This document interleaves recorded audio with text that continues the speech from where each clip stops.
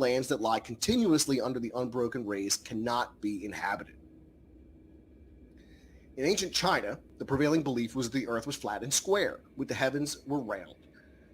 With the assumption virtually unquestioned until the introduction of European astronomy in the 17th century. The English sinologist Cullen emphasized the point that there was no concept of a round earth in ancient Chinese astronomy. Chinese thought on the form of the earth remained almost unchanged from early times until the first contact with modern science through the medium of Jesuit missionaries in the 17th century. While the heavens were variously described as being like an umbrella covering the earth, the Kai Tian theory, or like a sphere surrounding it, the Hun Tian theory, or as being without substance while heavenly bodies floated freely, the Husun Yen theory, the earth was at all times flat, although perhaps bulging up slightly. The model of an egg was often used by Chinese astronomers such as Yang Heng, 78 to 139 AD, to describe the heavens as spherical. The heavens, he said, are like a hen's egg and as round as a crossbow bullet. The earth is like the yolk of the egg and lies in the center. This analogy with the curved egg led some modern historians, notably Joseph Needham, to conjecture that Chinese astronomers were, after all, aware of the Earth's sphericity. The egg reference, however, was meant to clarify the relative position of the flat Earth to the heavens. In a passage of Zhang Heng's cosmology, not translated by Needham, Zhang himself says, "Heaven takes its body from the yang, so it is round and in motion. Earth takes its body from the yin, so it is flat. The point of the egg analogy is simply to stress the earth is completely enclosed by heaven, rather than merely covered from above as the Kai Tian describes." Chinese astronomers, many of them brilliant men by any standards, continue to think in flat earth terms until the 17th century. This surprising fact might be the starting point for a re-examination of the apparent faculty with which the idea of a spherical earth found acceptance in 5th century BC Greece. Further examples cited by Needham supposed to demonstrate dissonant voices from ancient Chinese consensus actually refer without exception to the earth being square, not to it being flat. According to the 13th century scholar Li Yi, who argued that the movements of the round heavens would be hindered by a square earth, he did not advocate a spherical earth, but rather that its edges should be rounded off so as to be circular. However, Needham disagrees, affirming that Li Yi believed the earth to be spherical, shaped and similar to the heavens but much smaller. This was preconceived by the 4th century scholar Yu Zi, who argued for the infinity of outer space surrounding the earth, and that the latter could either be square or round in accordance with the shape of the heavens. When Chinese geographers of the 17th century, influenced by European cartography and astronomy, showed the earth as a sphere that could be circumnavigated by sailing around the globe, they did so with formulaic terminology previously used by Zhang Heng to describe the spherical shape of the sun and moon, i.e. that they were as round as a crossbow bullet. As noted in the book Huai Nanzi in the 2nd century, Chinese astronomers effectively inverted Aristophanes' calculations of the curvature of the earth to calculate the height of the sun above the earth. By assuming the earth was flat, they arrived at a distance of 100,000, I don't even know what that means. Well, approximately 200,000 kilometers. In Li, it's a Chinese mile. The Zhouhubi Sangjing also discusses how to determine the distance to the sun by measuring the length of noontime shadows at different latitudes, a method similar to Aristophanes' method of circumference of the earth. But the Zhouhubi Sangjing assumes that the earth is flat. So, ancient beliefs in the flat earth. This was very common, especially among the Chinese until the 17th century.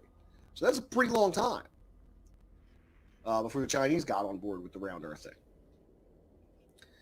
But we can see that from time immemorial, people believe the earth to be flat. And why not? Why would you assume it was round? You know? I mean, you walk on it, it seems like it's flat. You would just assume it's a flat plane that has edges, I guess. You know, they only knew so much of the world at that point, too. So their limited knowledge of world geography would lead them to believe that there were definitely edges and ends to the earth. I mean, we even have the saying "to the ends of the earth" that hangs on from these type of time periods and this type of thinking. Shadows in the cave. That's the allegory of the cave by Plato. Yeah. Yeah. Secrets in the field. Yep, They you didn't went know what right there to too. do I'm like, "Secrets in the cave, secrets in the field. What does it mean? Look, I got one first question. Okay, this is my first question. If the world is flat, what's going on the other side of the coin? Nothing? No, nothing. Yeah, yeah, Nothing. they all fell off. Really? They're Oh, yeah, they floating fell off. off because, they don't believe in gravity, because that would, if you're in the center of a disc and the outside of a disc, your weight would be different Well, because no, you're actually all, spinning at two different speeds. all the That's how people on the science other works. side, they just floated off into space. Mm. Sad. Like they froze to death. Very sad. I was like, personally, I look at flat earthers and I'm like, y'all motherfuckers watched Dark City too many times.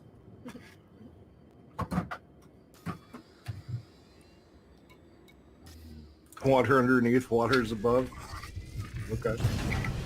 She's like, Now, to refer to your previous comment, have you seen it? Did they dig down more than 8 miles to prove that? Because they know that the Earth has a molten inner core around a or a more molten outer core because of things called magnetic fields in science. magnetic fields. Don't mention magnetic fields. No, don't mention any science. How do seasons work? Hey, I do. What time zone are you in? What time zone are you in? Because if the Earth was flat, none of that would work. Magic. You'd be like, oh, I'm in Detroit. And then you look at the clock and you're like, well, the clock is wrong. I must not be in Detroit. Now, let's point out that there are answers to all of these questions the flat earth believers would provide. They do have answers for questions like how do the seasons work or time zones. They have questions. They have answers for questions like gravity. They don't necessarily believe in gravity in some models of the flat earth. Gravity is just a social construct. Hashtag Newton was wrong.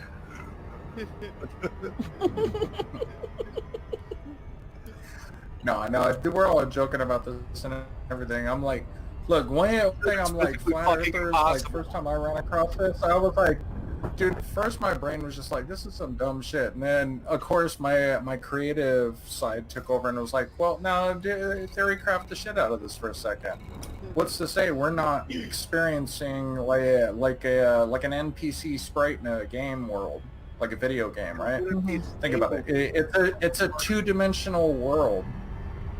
It's a two-dimensional world when you're playing the game. It looks 3D, but you're experiencing a 3D projection in a 2D platform. Right. Well, you know what's So funny? it is possible to see signal variance. He actually was a video game developer. All right. So there you go. He stared at the map too long. Right. But I look at it and I try and see it from their perspective, and I'm like, okay, maybe like looking at it from that perspective, you might start looking at like signal overlap and stuff like that, and start looking at multivariance stacking. Signal stacks that when you get the reverberations, the signal remnants, the echoes, the reverberations of past interactions, you start getting this three-dimensional experience, like this virtual world that we're in, this projection. I was like, if you put it in those terms, I'm like, okay, I can kind of see what you're talking about. It's still fucking batshit crazy, but I can see it. But, I mean, I look at the universe, what we know about it so far, and I'm like, yeah, this place is fucking nuts. I'm like, I'm almost ready to be like, I don't want to know anything more about science or actual, like, shit that can be reproduced or anything. I want to go back to reading a book that makes me feel good. Right. Because this shit is too much. Little twisty melt on the frontal lobe. Shit. So, we talked about the ancient flat Earth theories. If you're just joining us now, we've just teed up the ancient flat Earth theory and how people in ancient times viewed the Earth through this lens. Because so many people did believe the Earth was flat. Now, we do talk about Aristophanes, and Aristophanes was somebody who calculated the Earth was round in 500 BC. So the idea of a round Earth is not very new. It's been around for a while, just like this flat Earth thing. And I'm sure people bickered back and forth about it then, as they do now. Yep. You know, likely it's always been a point of contention. Don't doubt that. Now, this modern view, though, it started with the Bedford experiment.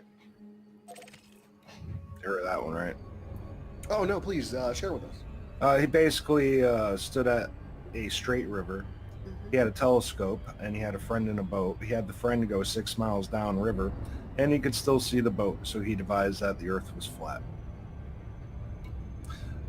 Now, see, the whole issue with that is that the actual way to do something like that would be you take a known distance, then you have the angle of the sun, which would be 7 degrees, so you put 7 over 360, and that equals 1/50th, right? So then you have to multiply that by your distance, and that's going to show you how much of the Earth you've actually covered, so he's not covering enough ground to actually complete a scientific experiment. Right. So you're saying he just his experiment was flawed to begin with. Yeah. Yeah, he didn't go far enough. Yeah. That's why you don't do those experiments on a river, you do them in the ocean.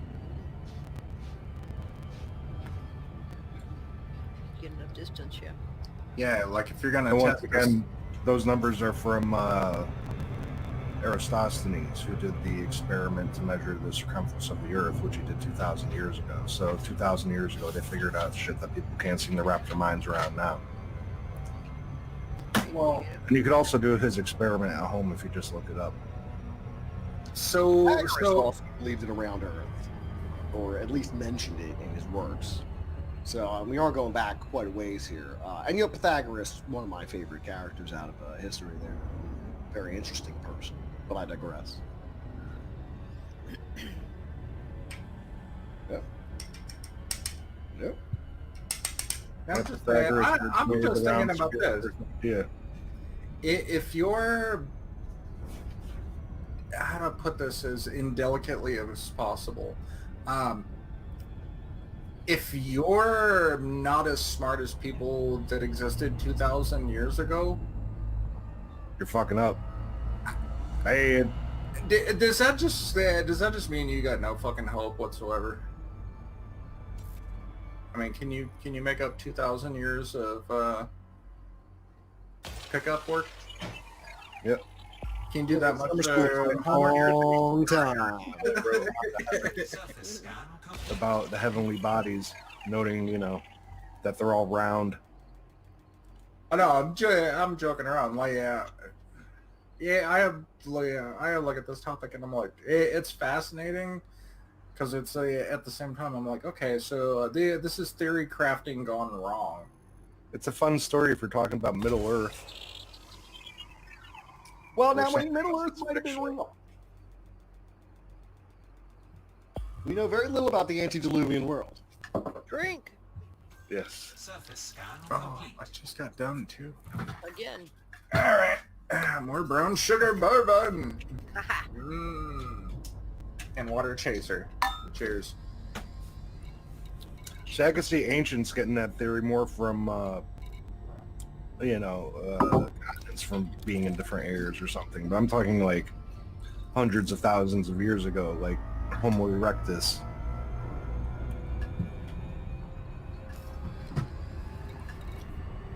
Mm-hmm. Some huge Homo erectus. Gargantuan. Jumbo. Another thing is, you know how like people assume that people used to think that the world was flat? The whole, you probably believe the earth is flat insult was originated in the Renaissance era because everyone already knew the world was round, so it was just an insult to call someone an idiot.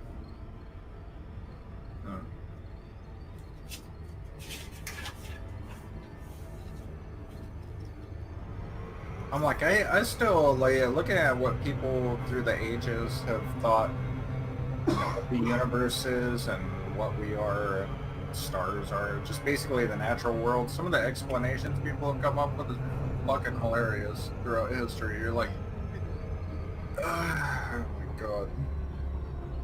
You're like, look, bro, yeah, I hope she saw that, and you got your pee touched, and you over there. Yeah, it's a good thing people were dumb back then, because like you totally like convinced them to finance a whole bunch of dumb shit. Be like, oh wait, they're not that bright today either. Well, I think we can agree that people have always been as smart or as stupid as they possibly can be. Yep. Hey, man, we gotta cover all our bases as a species from top to bottom. You know, you got your Einsteins, and then you got your real dum-dums. So, you know, it takes all kinds. It takes all kinds. Hey, what you just said remind me of something someone else said. If I could just find the fucking thing. Cigar, Pete? What's that? Did you get your cigar? Oh, not yet. Oh. Yeah, I'm like the biggest one I have with all this. I'm like, okay, so the what was it? The leading guy for Flat Earth or whatever just built that rocket and crashed because his math was all fucked up. And I'm like, Well, he wanted to go up and take a picture. right? I'm like, whoa, dude, maybe you should have like actually used the stuff that we see used every day. You know, actually go talk to an aerospace engineer and be like, what am I doing wrong? Can't. He'll start arguing with him. Right? Probably. Be like, okay, boom. But that popular theoretical physicist, I'll probably butcher his name, but Michio Kaku, he's that Asian dude with the long gray hair. Oh yeah, no, Michu. Yeah. Yeah, Michio. He feels all this boils back to the need for superstition and storytelling.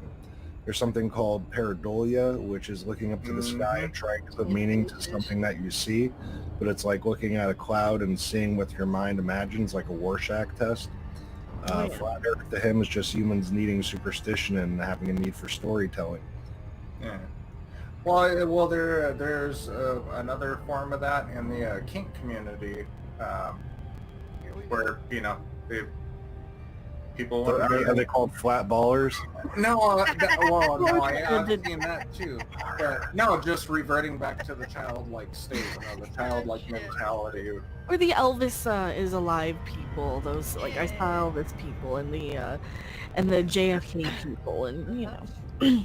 Dude, Men in Black got it right. Elvis didn't die; he just went home. Just went home. Just like we all are. Like at the end of this life, when it ain't gonna be fucked up. If it's like the Matrix, we all wake up and all of a sudden it's like, oh shit. Right. I've been in a pod the whole time. Be like, yeah, you got in a car crash, so we put you in this like virtual dream state so your body could mend. And yeah, sorry about some of the nightmares. That was unfortunate, but we couldn't get you out of that. Be like, you what? Really, you? Right? When it comes to the afterlife, I really appreciate the Swedenborgian model. Well, I've mentioned that before. I think the Swedenborgian model is it's very similar to Edgar Cayce, or Edgar Cayce is very similar to Swedenborgian. But I think it's pleasant. It sounds pleasant, you know. Uh-huh. Just kind of wake up in the woods with people you know. Oh, that'd be kind of cool. I like the woods. All I know is I'm really hoping I get like my mom's side with all the old men on that one. They all, the majority of the men on her side of the family have all died peacefully in their sleep That's nice. at an old age. I was like, wait, really? Yeah, that's nice, but Yeah, the other side's a horror show. I'm like, Right. oh fuck. Please don't let me crap out on the cosmic lottery. Yeah. Let me watch some Wapner and go to sleep and like have one last dream and peace out. Not even know what happened. that's the way. All right, so let's look towards some alternate or mixed theories. Now, Greece comes up with the spherical Earth. Pythagoras in the 6th century BC and Parmenides in the 5th century suggest that the Earth is spherical. And this view spread rapidly in the Greek world. Around 330 BC, Aristotle maintained on the basis of physical theory and observational evidence that the Earth was spherical and reported an estimate of its circumference. The Earth's circumference was first determined around 240 BC by Eratosthenes. By the 2nd century, Ptolemy had derived his maps from a globe and developed a system of longitude, latitude, and climes. His Almagest was written in Greek and only translated into Latin in the 11th century from Arabic translations. So knowing the Earth is round is older than Jesus. Jesus? What you talking about, Jesus? Huh? What you know about Jesus? Yep. If we went back and talked to these guys, they'd be like, who's Jesus? Well, Pythagoras predates Jesus by 600 years. Yeah, that's a lot. That's like a whole country of America ago, or even knowing about this continent. Yeah, there's a long time between Pythagoras and Jesus.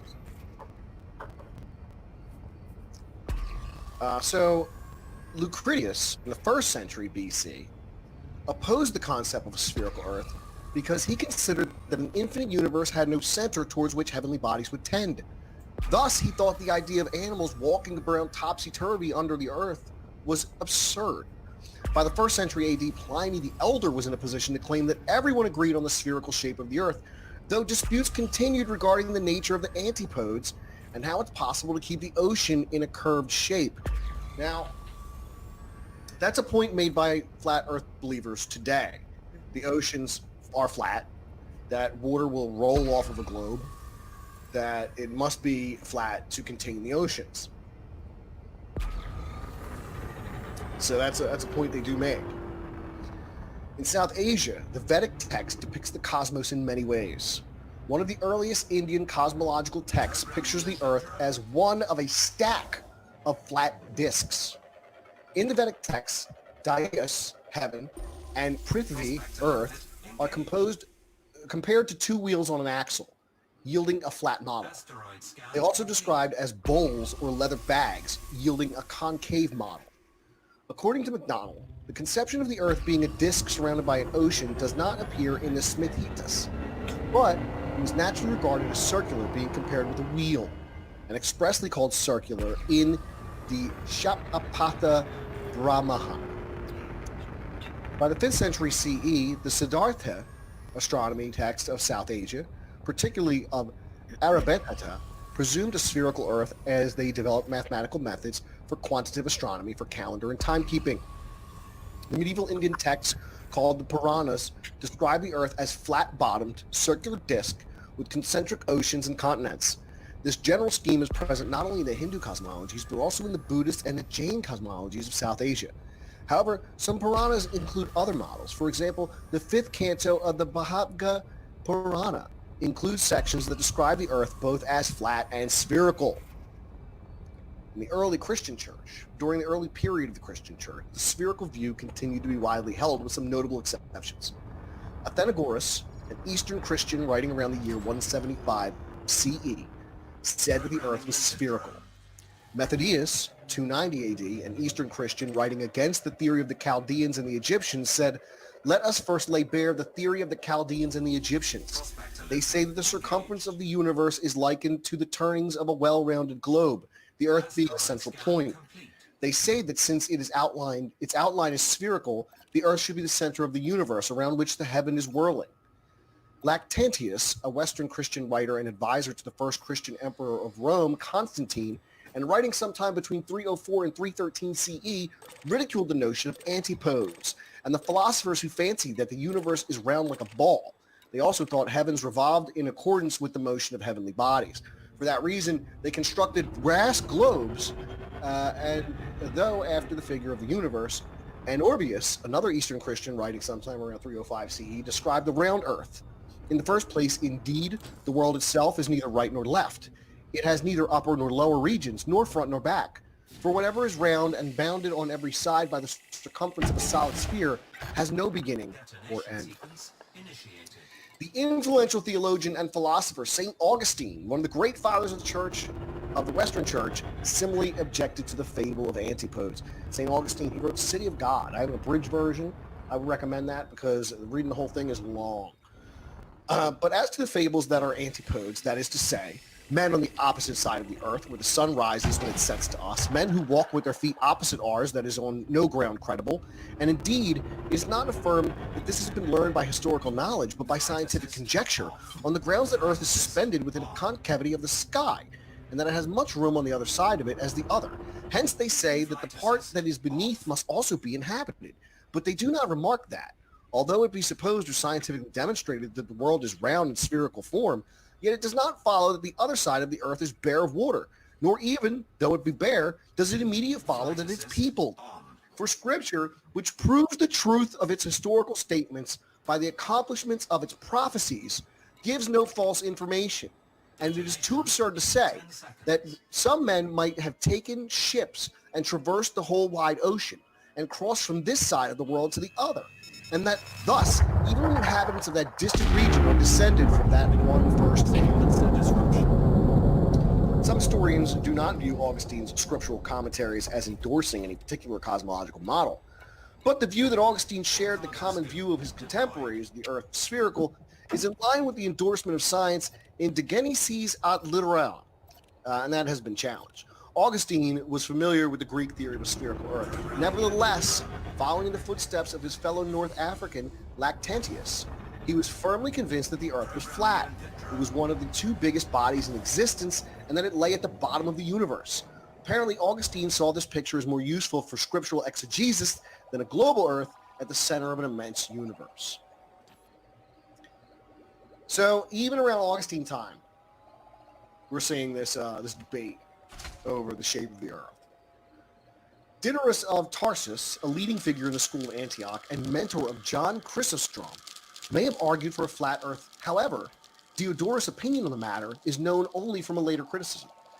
Chrysostom, one of the four great church fathers of the Eastern Church and Archbishop of Constantinople, explicitly espoused the idea, based on scripture, that the earth floats miraculously on the water beneath the firmament. Anastasius the Great, church father and patriarch of Alexandria, expressed a similar view in Against the Heathen. Christian topography by the Alexandrian monk Cosmius Indicopeliotis, who had traveled as far as Sri Lanka, and the source of the Blue Nile, is now widely considered the most valuable geographical document of the early medieval age. Although it received relatively little attention from contemporaries. In it, the author repeatedly expounds the doctrine that the universe consists of only two places, the earth below the firmament and the heaven above it. Carefully drawing on arguments from scripture, he describes the earth as a rectangle, 400 days journey long by 200 days journey wide, surrounded by 4 oceans and enclosed by 4 massive walls which support the firmament. The spherical earth theory is contemptuously dismissed as pagan. Severian, Bishop of Gablala, wrote that the earth is flat and the sun does not pass under it in the night, but travels through the northern parts as if hidden by a wall. Basil of Caesarea, from 329 to 379 AD, argued that the matter was theologically irrelevant. So for Basil, it didn't matter if the earth was round or flat. Who cares? He's like, where's my pizza? That's all I want to know. It just didn't matter to him. That theologically, in relation to the Christian beliefs that these guys were integral in helping develop after the time of the apostles,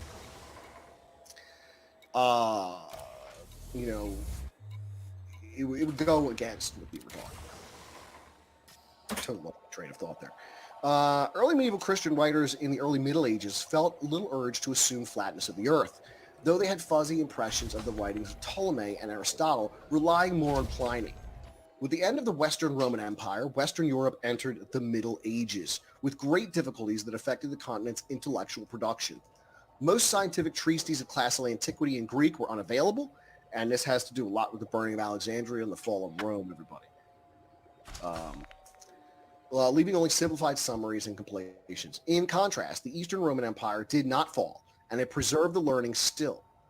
Many textbooks from the early Middle Ages supported the sphericity of the Earth in the western part of Europe. Now, Europe's view of the shape of the Earth in late antiquity and the early Middle Ages may be the best expression by the writings of the early Christian scholars. Bishop Isildur of Seville, from 560 to 636, taught in his widely read encyclopedia, the Entomologies, diverse views such as the Earth resembles a wheel, resembling Anaximander in language, and the map that he provided.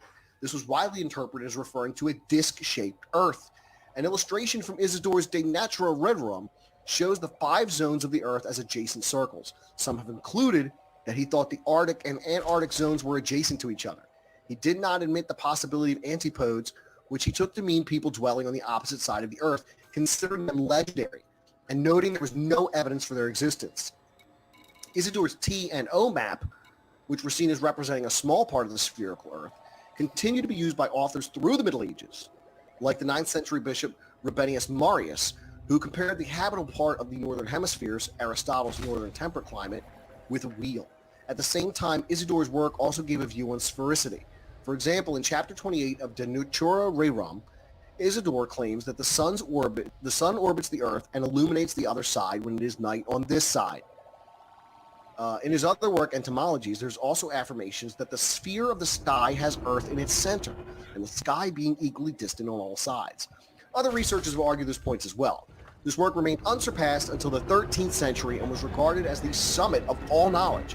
It became an essential part of European medieval culture. Soon after the invention of typography, it appeared many times in print.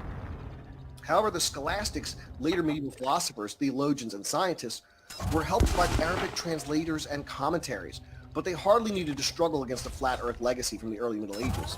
Early medieval writers often had fuzzy and imprecise impressions of both Ptolemy and Aristotle and relied more on Pliny, but they felt, with one exception, little urge to assume flatness. So we got some heavy hitter names coming up. Heavy hitter names. And we can't discount the work of the Arabic scholars. They really preserved a lot of the ancient knowledge that was lost. It really is because of the work of their scribes that a lot of this exists. Because Christian authors who were scribing stuff were just copying the Bible over and over again, you know, and the works of the great fathers of the church.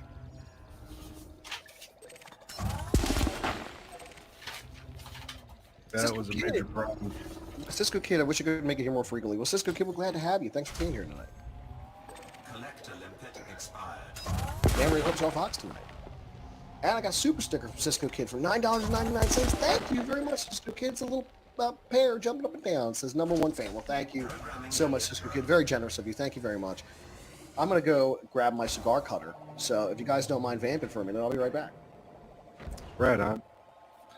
I would just like to say there's this guy I was watching. His name is Dr. Stuart Clark. He's an astronomer. He's a modern guy, obviously, because he was on a video.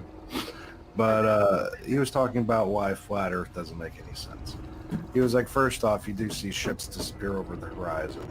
We don't have just photos from space, but we have video from space. Yeah. Circumnavigation. Planes, both pilots and navigational patterns.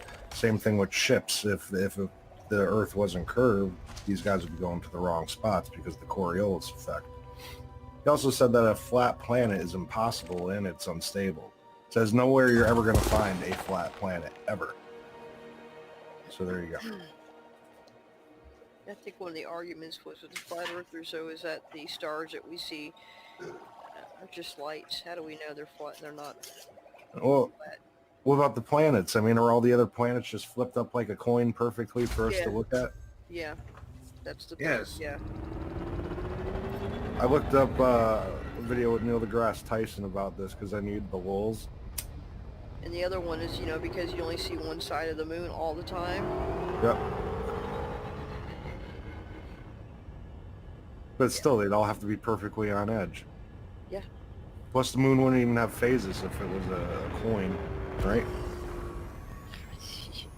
Because their view of the moon... Wait a minute, I got that. Their view of the moon is like this. That's just one of the arguments. Let's say, Yeah. Oh, I know. But like down here, so you can best see that. Like they believe that the Earth is flat. It's a disk, and on the one side is the sun, on the other side is the moon, Mm-hmm. and that on one place it's nighttime, and the other place it's daytime. Uh-huh. But the thing is, there'd have to be an imaginary line down the planet, because that's not how light functions. It would gradually get lighter, and there would be no real night. Besides that, the sun or the moon reflects the light of the sun, so it would be even brighter, and night wouldn't even be dark. Plus, how does it move? They'd have to both spin around the Earth. Like, the whole thing is just fucking dumb. It just doesn't make any sense. The other argument I once seen was, they have like live cams in Antarctica at the research centers, and when it gets dark, or if it's snowstorms, they're so bad, they come in, they just turn the cameras off. So they claim that they're turning them off because they're following like the shadows on the ground from the flags. So before it completes, it finishes a complete circle of the flag shadow, they always shut the camera off. So they say they're trying to hide it. Yeah. If that makes sense. Am I explaining it correctly? Yes. Yeah, okay. That's another one of the arguments. One thing I came across in my Antarctica research, as it relates to the flat Earth, Uh-huh. is that Antarctica doesn't exist. Yeah, it's just Okay. a wall. Even though we have 200 people there right now. It's an ice wall. Yeah. Just America has 200 people there right now. That we know about. Yeah. Shady What's operation. going on down in Antarctica? That Antarctica is a whole nother ball of wax that's full of mystery. Apparently not. Apparently it's an ice wall like we're in Game of Thrones. Mm-hmm. We can't get past it. Project, what was it? Rockets don't work either. Project, what was it You- called? Crap. That was a hell of a hoax I watched today then with SpaceX. Wouldn't it be possible to scale the ice wall and then see what's on the other side of it? You would think, but I think it's just so tall they can't make it over, or even fly over it for that matter. It's like an upside down frisbee. So basically, like, imagine a bullseye. That would be the Tropic of Cancer, the equator, the Tropic of Capricorn, and the ice wall like this. Oh, Operation High Jump, that was it. Right? So that means that the Tropic of Cancer, because it's a smaller circle, if the Earth is rotating, that means the Tropic of Cancer is moving faster than the equator and the Tropic of Capricorn and then the ice wall. So each time that you get further and further away from center, you're moving quicker because you're farther distance and farther away, but traveling at the same rate. So it doesn't make any sense. Here regarding the ice wall, they say the ice wall is 150 feet tall. So obviously they could fly over. But what lies beyond it? Some of the flat Earth people believe that beyond the ice wall lies an endless expanse of ice, and that our planet might just be a puddle in the ice. Very likely there could be other puddles in the ice too. Right. Meaning that we would not be alone in the universe. We're just a turd in a kitty box. Well, Yes, if there's other puddles were inhabited by, human life. Yeah. Humanoids.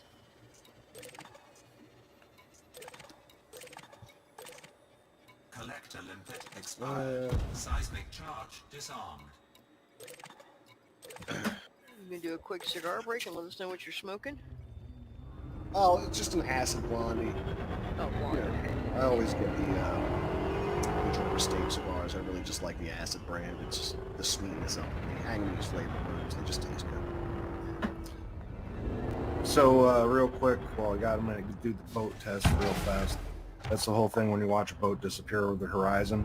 Yeah. What they do is they take a sheet of plywood, they put it on the back of the boat, and they put different color stripes on it, and then they fix cameras on it so that you can watch each line disappear before the entire ship disappears so they can measure it.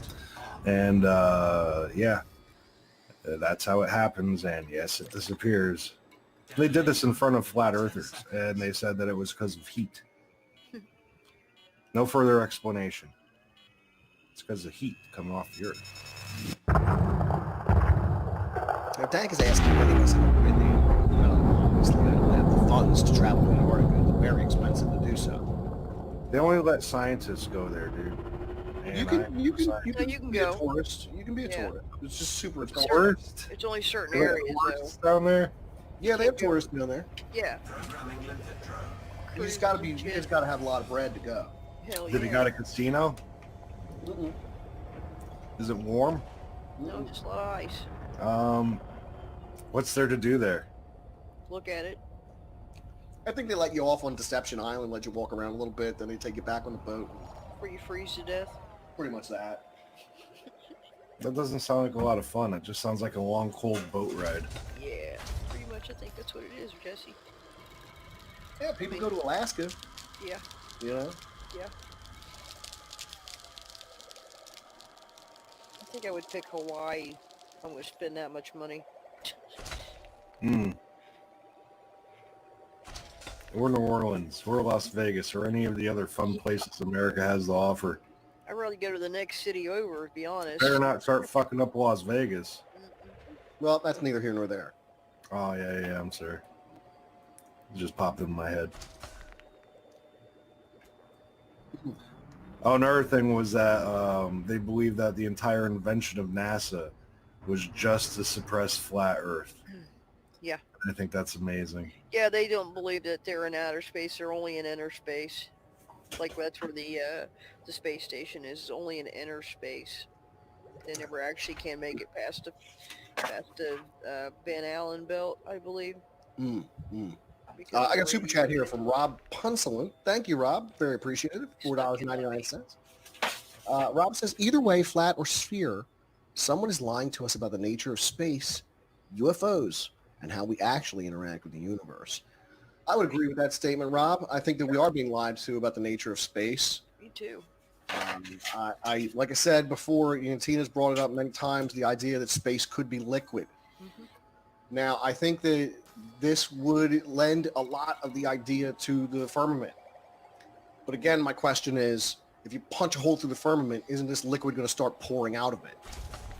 Then how do you explain a hole in the sky where there's water pouring out of?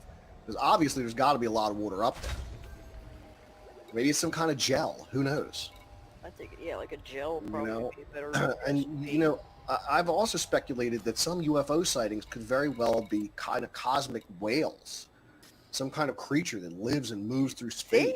They do Star look Trek? like creatures. No, they're Yeah. moving and blinking and and expanding and Who's to say shrinking. there's not energy beings too? Yeah, there's something. There's definitely something up there. Something lives everywhere, just has that- different biochemistry. Yeah, Like when they exactly. go down into caves, there's silica-based organisms. That when they go into the places where underground or underwater volcanoes are, there's stuff living in there. Shrimp, some type of a shrimp or something. They're living in these hot environments. So what's to say something Yeah, could there's live like in a a cold, fish. cold environment? Definitely, there's something. So there was just an earthquake or a few of them right in Yellowstone. Okay. Is it Godzilla? Oh no, they say he's got to go. I hope it's Godzilla. Me too. I want Godzilla and aliens. I want Godzilla and aliens, and then because we got space stuff, and they're disproving the flat Earth, so I'm happy about that. Yeah, I like Godzilla too. Yeah, he's cute. You mean like a whole planet full of Godzillas? Oh, You know how big of a planet that would be? Oh, that'd be so lovely.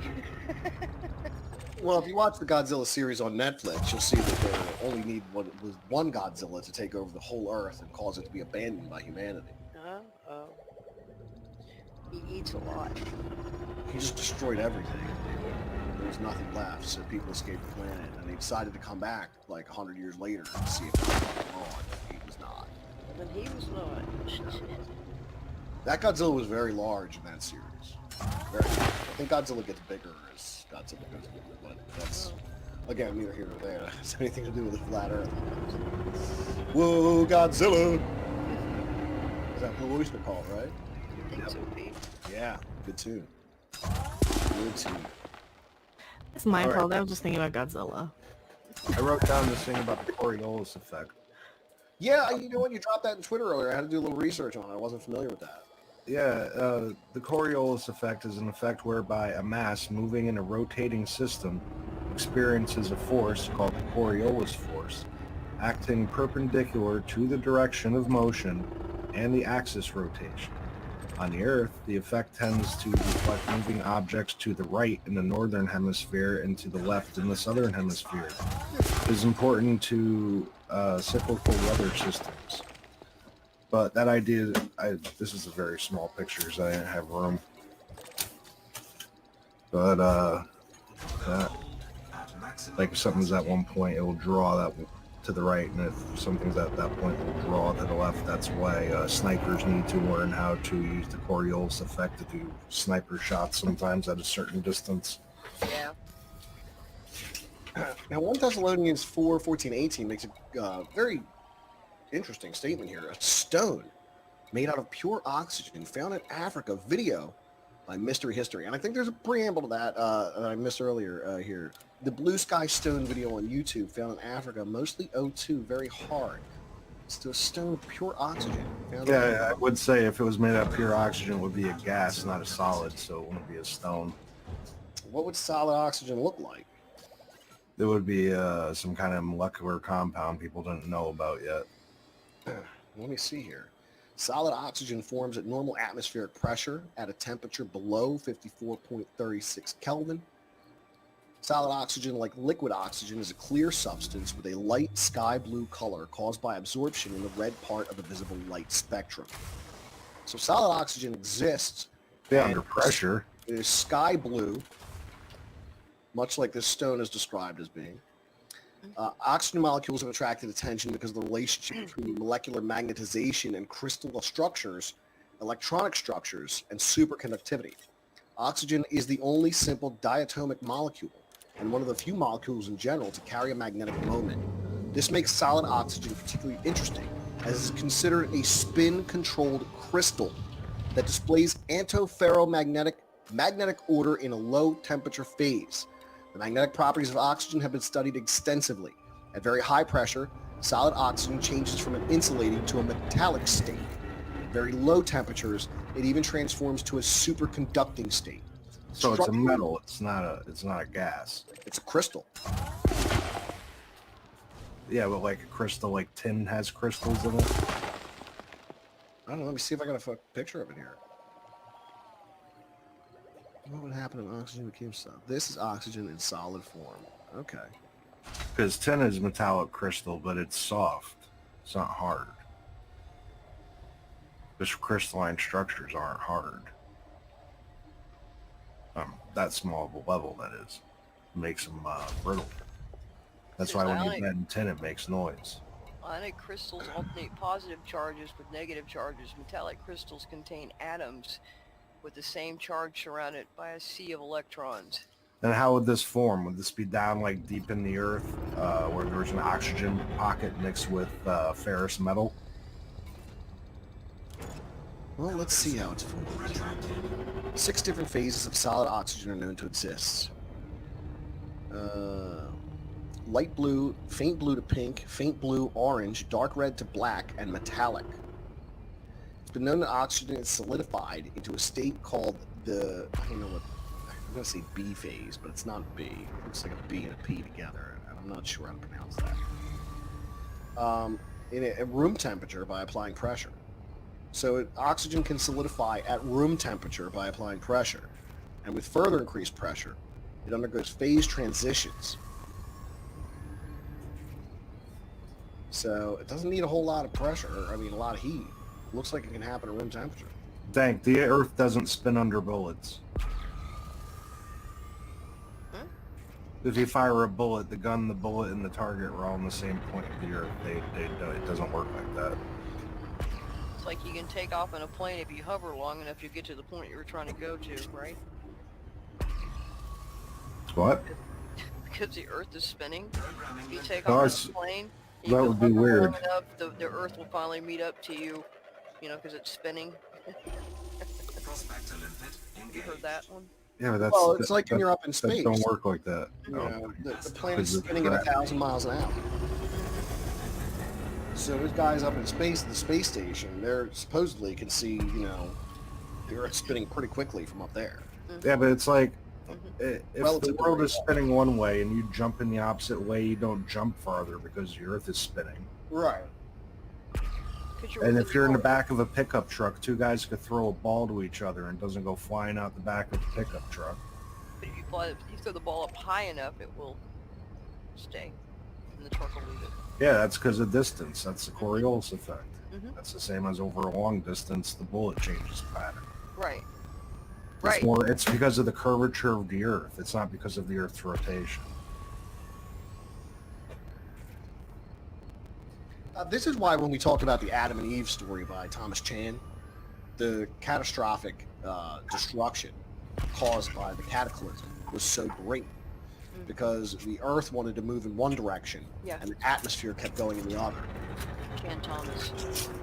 Yeah, Chan Thomas. So if the continent shifts, we're all going to die anyway.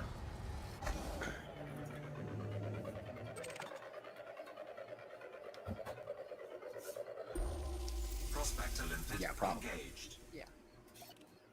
That wouldn't be a good thing. No, Asteroid pretty fucking scary for about 5 minutes. Yeah, I agree.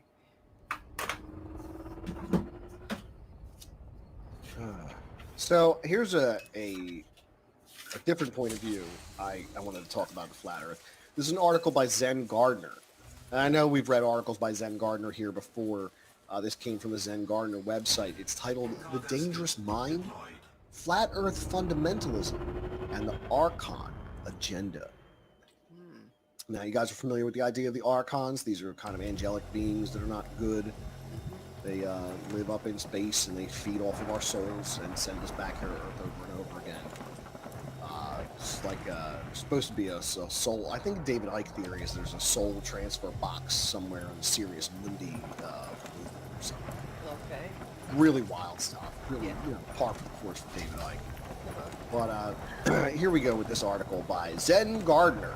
So this article is not about whether the Earth is flat, round, or something else, but about rabid dogmatism, intolerance, and religiosity that's apparently taken hold with more staunch adherence to a new perspective. Put it in clear context. Flat Earth or whatever theory that somehow brings unnecessary contention and division is an indicator of something we're seeing throughout the information field, as such lower-level forcing assertions has become a source of infection in many arenas for generations. Some obvious, some not so obvious, but the symptoms are the same. Because something is perhaps true or not true does not make any of us an unquestionable source of anything. We're here to each wake up individually, and no form or forced persuasion, threats, or bludgeoning will change our minds. That's the beauty of the human spirit, our eternal consciousness. How do we fall into these traps? The following might help explain a lot of things to a lot of people. The overarching question of how segments of humanity could fall for lies and deceit of any type is an intriguing one.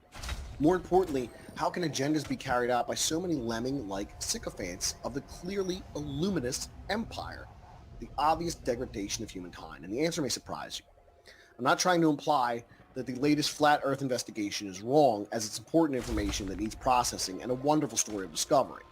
The point is, so many play into the mechanics they may not be fully aware of. Behold the predator. They gave us their mind. They, those outside our playing field, work through the mind. What we think are rational processes are not always what they seem. Minds can be tricked, and very easily, contrary to what your self-reinforcing mind might tell you. That's why it's important to not play in their arena. They're smarter than us on a certain level, a level we don't belong in and should shirk. It all has to do with the mind. The quotation from Don Juan Mateus alludes to this aspect of which we should all be well aware. We have a predator that came from the depths of the cosmos and took over the rule of our lives. Human beings are its prisoners. The predator is our lord and master. It has rendered us docile, helpless. If we want to protest, it suppresses our protest. If we want to act independently, it demands that we don't do so. Indeed, we are held prisoner. They took us over because we are food to them, and they squeeze us mercilessly because we are their sustenance. Sorcerers believe the predators have given us our system of beliefs, our ideas of good and evil, our social mores. They're the ones who set up our dreams of success or failure. They have given us covetousness, greed, and cowardice. In order to keep us obedient and meek and weak, The Predators engage in stupendous maneuver. Stupendous, of course, from the point of view of a fighting strategist. A horrendous maneuver from the point of view of those who suffer it. They gave us their mind. The Predator's mind is baroque, contrary, morose, filled with fear of being discovered any minute now. Sorcerers in ancient Mexico reasoned that man must have been a complete being at one point, with stupendous insights, feats of awareness that are mythological legends nowadays. And then everything seemed to disappear. And now we have a sedated man. What I'm saying is that what we have against us is not a simple predator. It's very smart and organized. It follows a methodical system to render us useless. Man, the magical being that he is destined to be, is no longer magical. He's an average piece of meat. So how do we differentiate? This is the human dilemma. We're born into these physical body minds with an immediate challenge. We are not greeted from the outset as a being spiritual or super sentient and innately awakened beings as we should. Instead, we are neglected, abandoned, and ultimately abused. And so begins the treadmill of denial, fighting to gain acceptance, and likely involuntary codependence and servitude. Quite the heavy concept for us to wrap their minds around, but this is what we know. Finding out the fundamental truths that are so contrary to what we've been taught is a rough road. It's never or rarely met by others with compassion and understanding, but rather ridicule and belittlement. Hence, so many are shying away from reality. No matter, he will meet them halfway anyway, eventually. There's symptoms of this archonic mindset. Whether you subscribe to Juan Matus, or Gnostic understanding of our reality or not, the fundamental teachings remain. From the Tao Te Ching through Zen Buddhism and the like, and even eclectic Western philosophy as well as psychology reflects this same underlying nature of reality, that the mind is more often a tool of illusory ego fabrication and lower dimensional reinforcements of extremely hindering psychic mechanisms than a helpful friend. The right brain, left brain tells a tale in another fashion. Once aware of profound spiritual forces active in our universe with which we interact, things take on dimensions and require deeper level of awareness to truly get the big picture. It's up to each of us to discover these experientially, not just intellectually, which hails to the crux of the matter we're addressing here.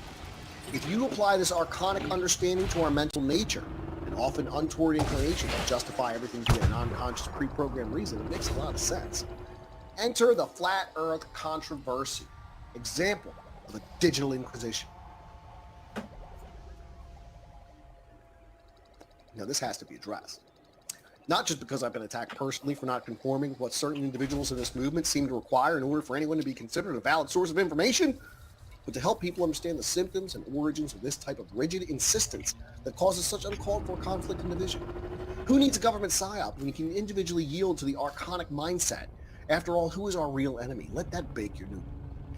To attack alternative websites for not wanting to take on some belief system, real or unreal, is so counterintuitive to the awakening process is staggering. So many very intelligent and well-informed people going combative for a particular mindset that seems to be a catch-all solution is actually disturbing me. I admit, I'm fascinated by flat earth information, and I know we've been lied to on every front and love learning new information and challenging realizations, but don't give me ultimatums. Aren't I and others allowed to wonder and process? What's with this idiotic insistence and condition setting? Who do these proponents think they are? Do others with very strong beliefs and personally experience-based systems insist everyone get on board and publish their stuff? Or you're a shill worried about your income? Well, you can go to hell. Yes, mainstream religions work with the divide and conquer construct. And those not on board with some new proposed understanding being lumped into the same false paradigm, that's simple evidence of what I'm trying to discreetly expound on here. Without ultimatums and name-calling, but with distinct disdain. I mean, come on. You who are unwittingly pushing this warfare are your own psyop from the sounds of it. Snap out of it. Even the logic doesn't make sense. Never mind the exclusive spirit of the overall thrust. Fundamentalism revives and hardens the fundamentalism revives and hardening of the arteries.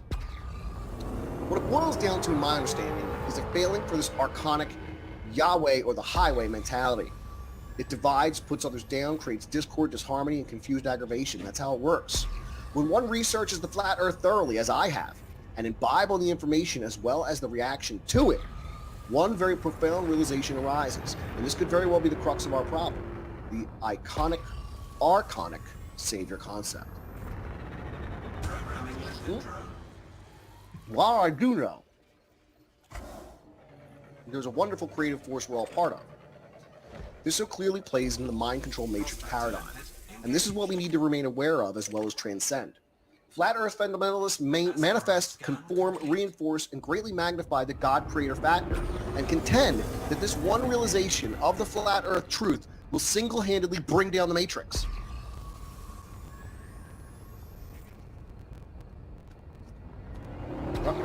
That's out. Interestingly enough, I'm not against the theory. In its most esoteric form, and love solutions of all sorts. Creation and our particular place in the magnificent creative universe and our wonderfully particular place makes a lot of sense in many ways. But this can be seen through the lens of the holographic universe, understanding of our situation with all this Godhead stuff that's being implicated. There are many interpretations that shouldn't be excluded. Point being, the easily adopted creator concept could be a setup for the unwary to be cleverly hijacked by the archonic influences of hierarchy, patriarchy, domination. Take it for what you will, but let's stay open and conscious here. Warning bells. Serious warning bells went off when I found this factor over and over again from the very staunch and more belligerent proponents of this issue that are now giving this false choice, in or out type options with all the incumbent ultimatums. What gives? Is there no room for debate, time to digest and present the information for people to decide for themselves? Not a very winsome approach if you ask me. What's wrong with this weighing in the perception process? Where the hell does that come from? Flat, round, or pear-shaped, as one confused physicist said, we all exist here together with very real challenges.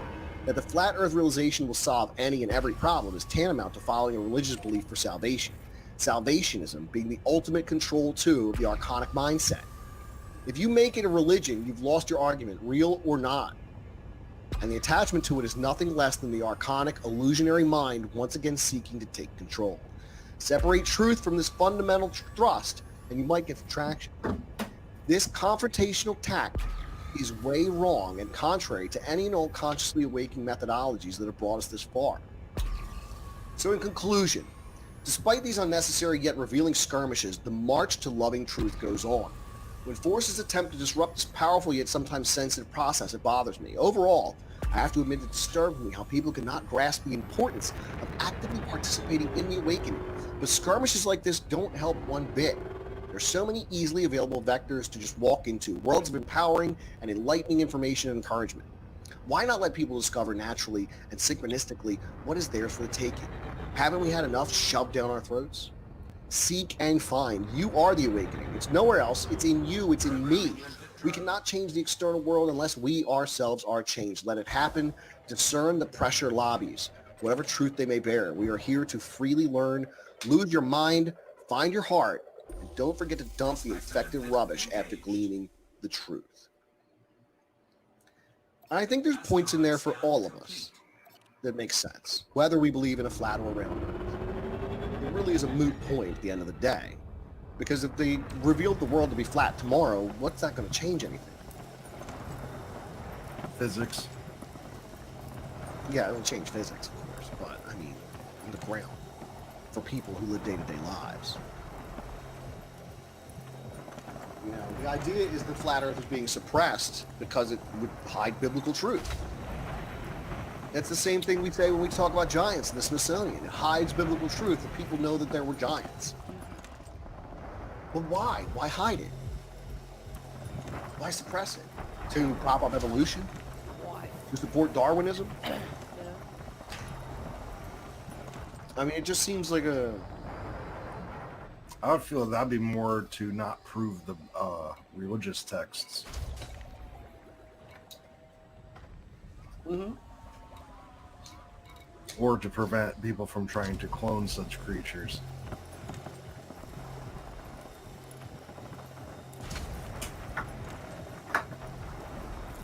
Dennis Martin, yes, I have drank not a half a fifth. I've drank a whole fifth of Old Crow before, and I end up sleeping in the river because that's where I decided to stop walking, and I felt like taking a nap. In a van down by the river.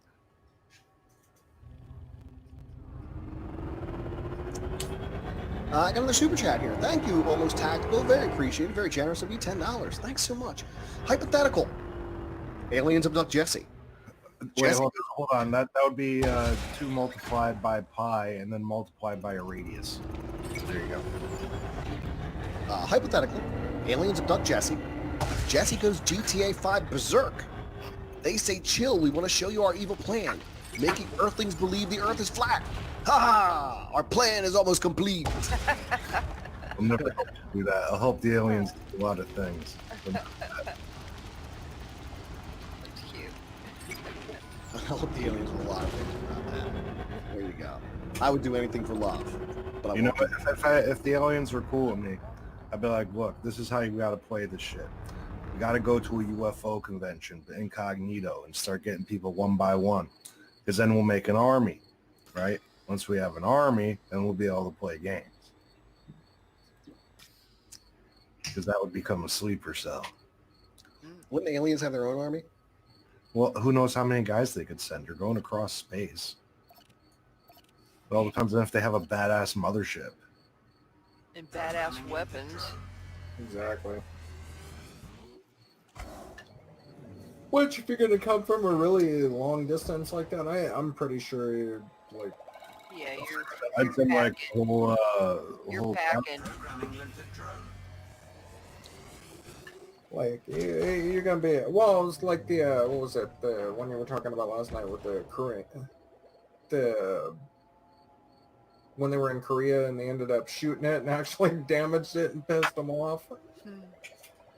So the craft started shooting back at them. Yeah, in a river, Cthulhu.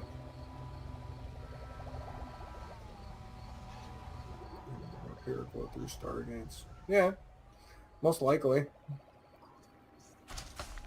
Well, there's that whole Yeah, thing dang, with, I'm sorry that you don't understand math, but yeah, you just read the equation. It's not difficult. You plug in known factors. There you go. It's math. I was never a big fan of math. I hated math, I know. Didn't do well in it. Didn't do well with math. Was always more of a, literature guy than a math guy. Yeah. See, like I liked math if it was like geometry and shapes and patterns, that sort of math. But like the opposite. the numbers I cannot deal with because I am so dyslexic. I was okay at algebra, but I sucked at geometry.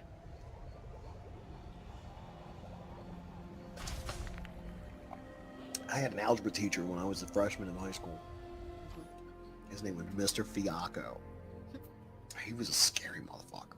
Like, he'd come in a room, motherfucker, shut the fuck up. You know what I mean? Like, motherfucker, shut the fuck up. Nobody ever got detention in his class because nobody ever fucking acted up. He was They scary. were terrified. And he was a tall, skinny dude. He was just, he had these beady eyes and he talked in his monotone voice and he did not fuck around, man. He really did. You just knew he'd kill you, right? Fucking Mr. Fiacco, dude. 6th period. Mine was Mr. Kamerky, and I loved him. That's why I did well in algebra, because I loved the teacher. He was awesome. I did well in Fiacco's class only because I didn't want to get in no trouble. But you were terrified. Yeah, I did that's good. the best I ever did in algebra was because I was terrified of that man. That's why I did good in Catholic school, because I was terrified. No, Miss Philip Blair, not Mr. Fucko. Mr. Fiacco. Mr. Fucko. Lig Wingo says joints for everyone. Yay. Well, then it's a party. Yeah. Then the party starts.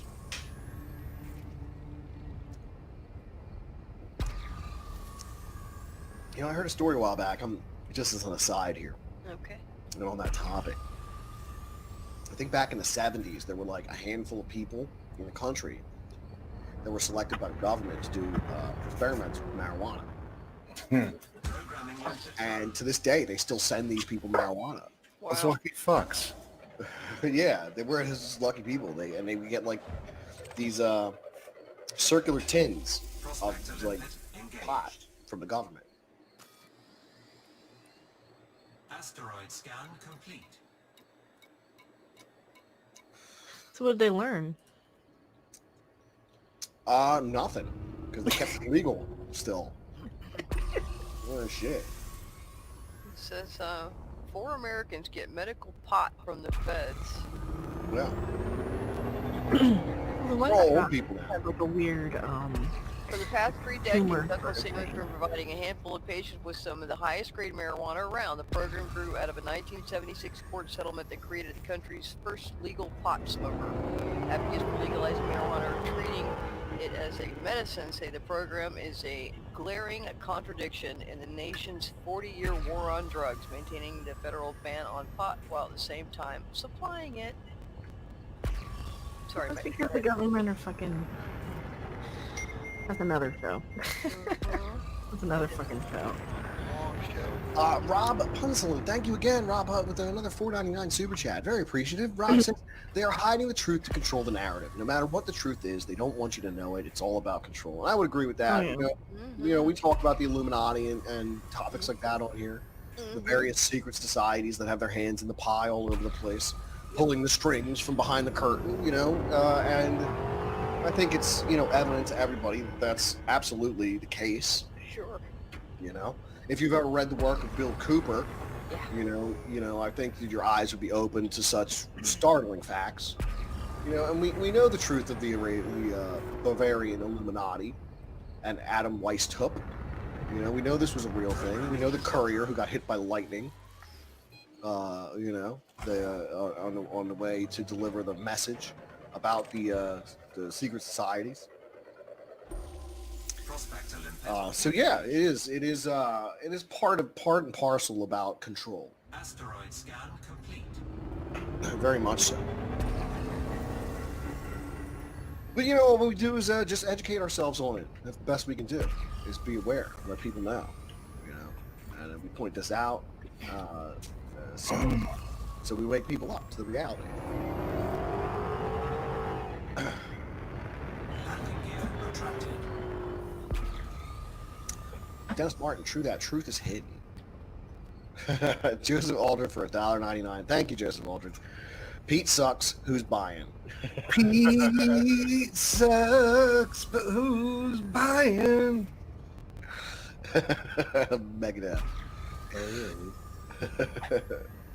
All right, you want to know what Neil deGrasse Tyson has to say about all this? Yeah, what's he have to say? Probably He something. doesn't even like that there's a debate because he feels that personality wins the debate, not objective truth. He says if you have objective truth and the other person does not, then there's no reason to a debate. It's pointless. A flat earther told him he could prove flat earth with math and physics, and he went like this.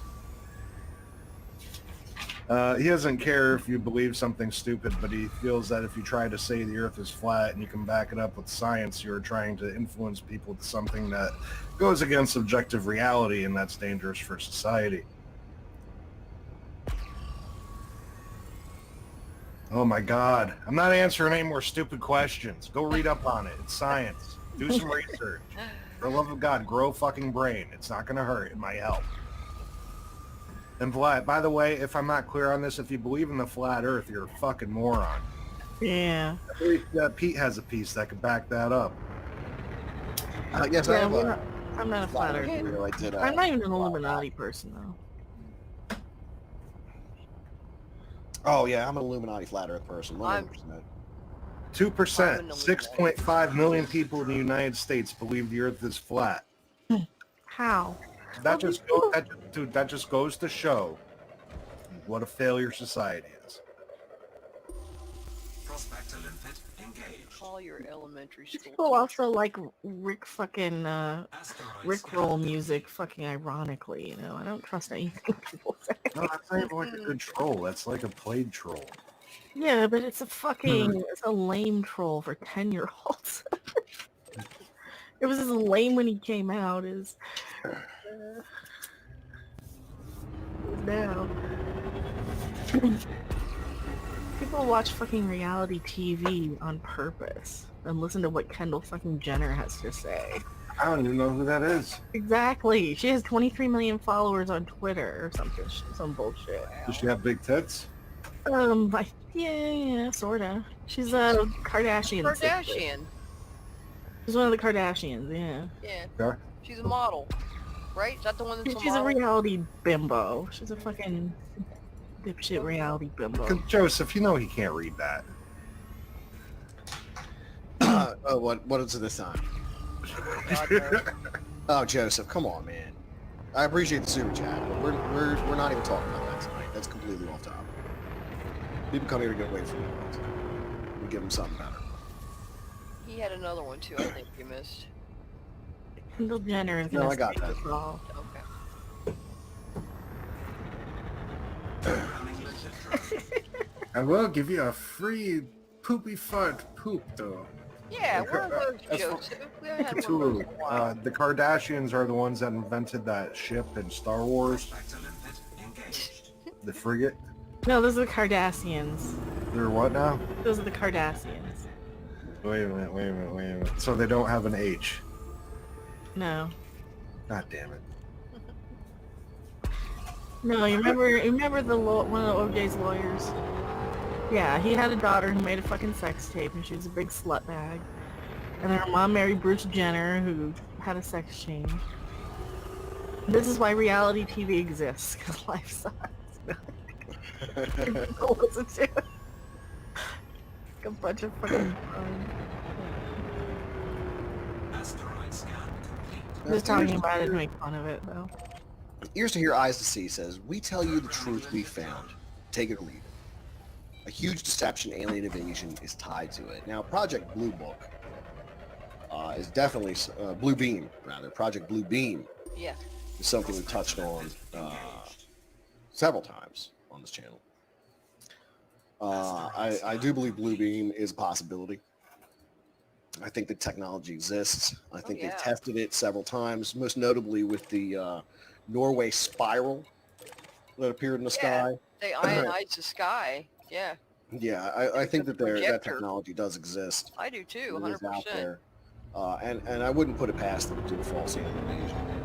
You know, we're thinking about doing it over, during the recent wars, saying, here Olives saying to drop their weapons. Yeah. Yeah. A couple more super chats here.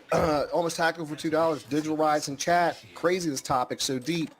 Thank you very much, Almost Tactical. Much appreciated. And Joseph Aldred for another 99. Uh-oh. Hooker with a pen 15. Oh, hooker with a penis. Hooker with a penis. Thank you, Joseph Aldred. Hooker with a penis. Her name is Tracy. You gotta remember that. She's $25 an hour. That reminds me of a story, hooker with a penis. Uh-oh. I was in class, religion class in Catholic high school with Okay. these two guys. One was John and the other was Joe.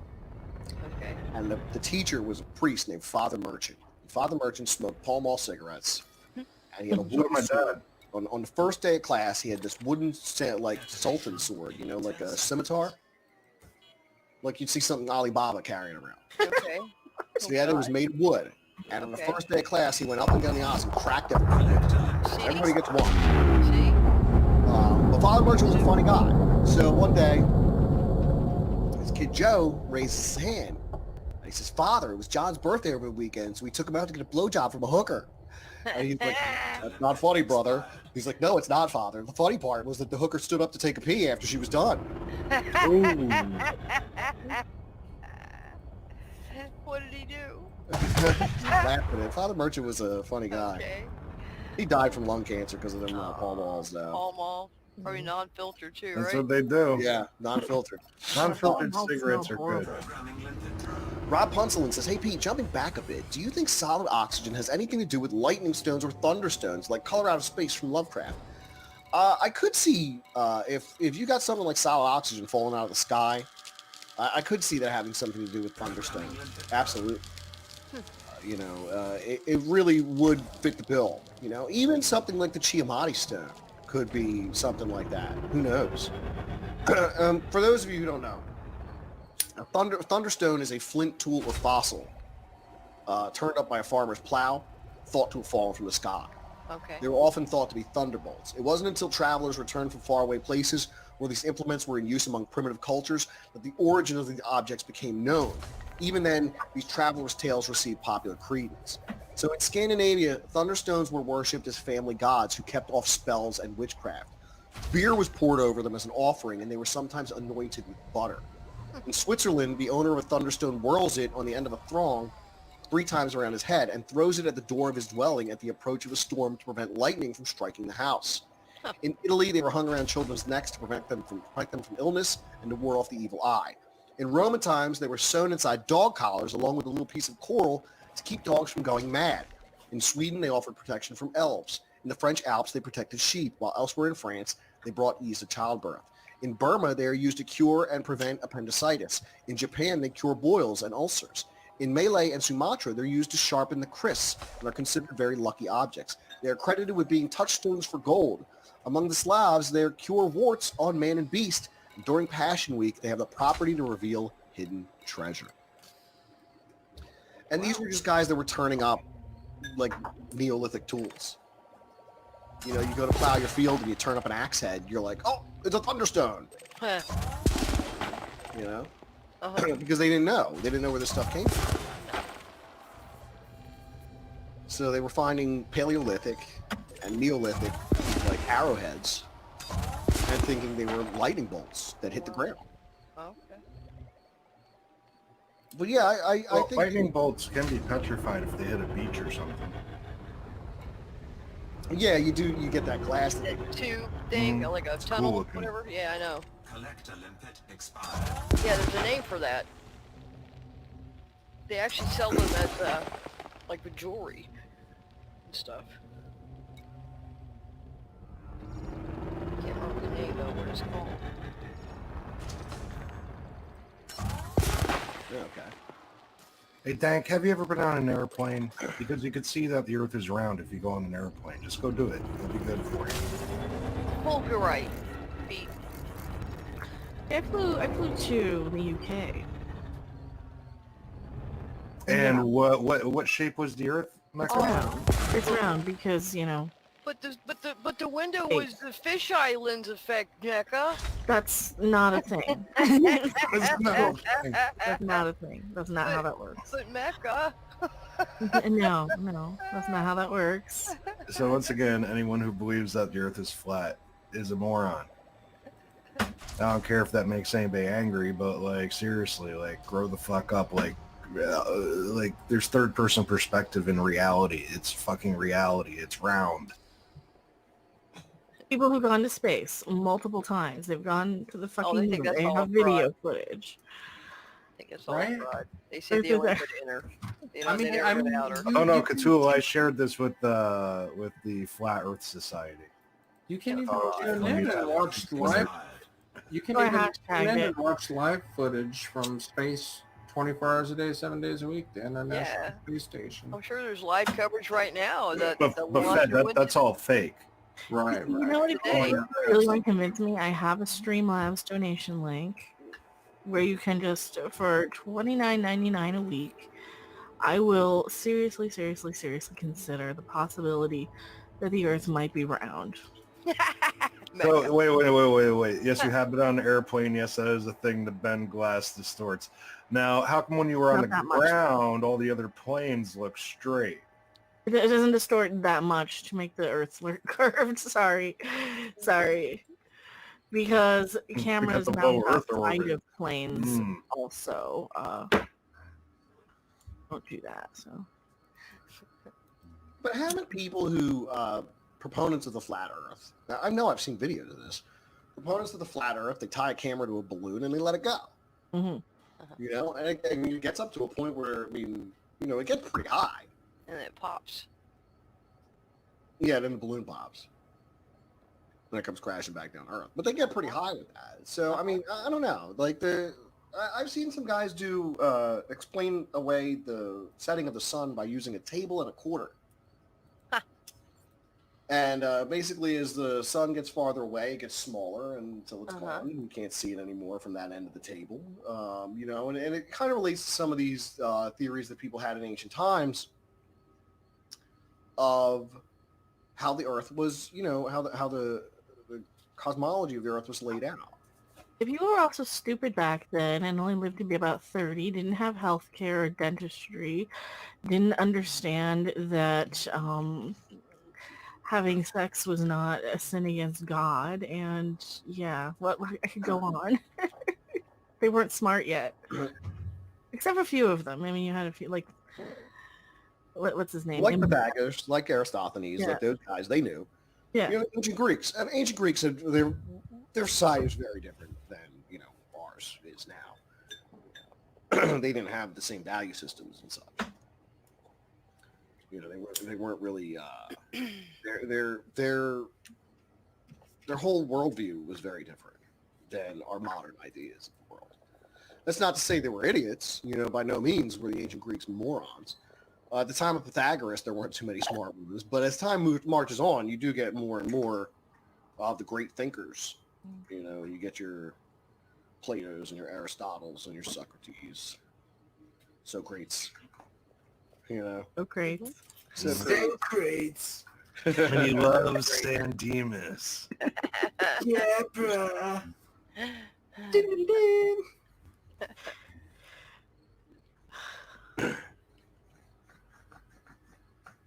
But you're right, though. People are no smarter today than they were back then. I mean, you have idiots then, you have idiots now. It's just, it's how the smarter people tend to handle it is kind of, that's what's so different sometimes. I mean, and how easily influenced people are, how easily swayed and how easily manipulated they can be. Because sometimes you get people who can be really, really manipulated. Or how they were raised. Yeah. Look at the very, very religious who think that the world's, however many thousand years old. I mean, they're no different. Or, yeah. Extreme political beliefs, extreme, anything. Yeah, everything in moderation. Everything in moderation. Except weed. Except weed. Smoke weed every day, all day. Yeah. Sounds Smoke weed every day. Programming limpet drone. Except weed. I think I'm the only really big stoner that pisses people off all the fucking time. I think so. It's like sad. Does this make me more bitchy? Collect a limpet Nicole expired. Malo says you can't fix stupid with duct tape, but you can shut them up for a bit. Yeah. Exactly. Transcendent Through Relay says, my folks are all creationists. It sucks. I got a friend who's a creationist. We met at a job when I was bartending, and she was one of the waitresses. And I was talking about aliens one day, and she chimed in about aliens, and I was like, oh yeah, the aliens. So we were talking about aliens, but her perspective on aliens were that they were demons. So then we discussed her beliefs in creationism and such, but she was not a flat earther. She was not a flat earther. She was a creationist, but not a flat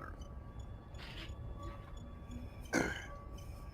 I'd kind of like to talk to a person like that and say, what if it was the other way around, man? What if God and the devil were aliens, man? She's a bright young girl, a very bright young girl. She must have been hot for you to be friends with her. Homeschooled. Yeah, she's really had a good head on her shoulders.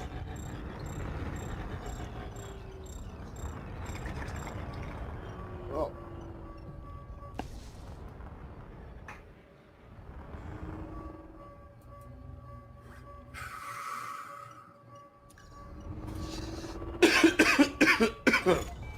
All right, I want to see the flat Earth video. Me too. Read my mind. Let's get the juices going. We need Don't let us down, Pete. Let's see here. I gotta find it. I didn't have it already pulled up, so I gotta go get it. Okay. I gotta go get it. I was in Japan. I still want to know what's on the other side. If there's There's nothing water, on the other side. there's just water on the other side. Attracted. But I thought that water would fall off of a globe, but it won't fall off the bottom of flat Earth. Like, everything they say is just so stupid, it's funny. Yeah, good old flat. It's like they Earth. got those videos, trying to prove that NASA's fake because of the bubbles that go by the astronauts. That's why I prefer to believe that the space is more of a gel or water or something liquid. There's also the electric universe theory.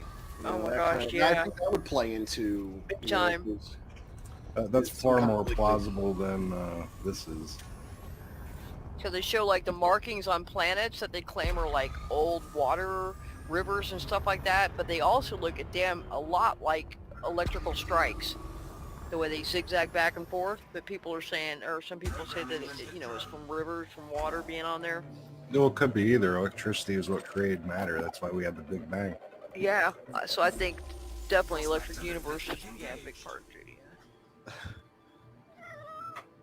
Meow meow. Joseph Alder for $1.99. Thank you, Joseph Alder. Joseph Alder says turtles all the way down. Poleaxe.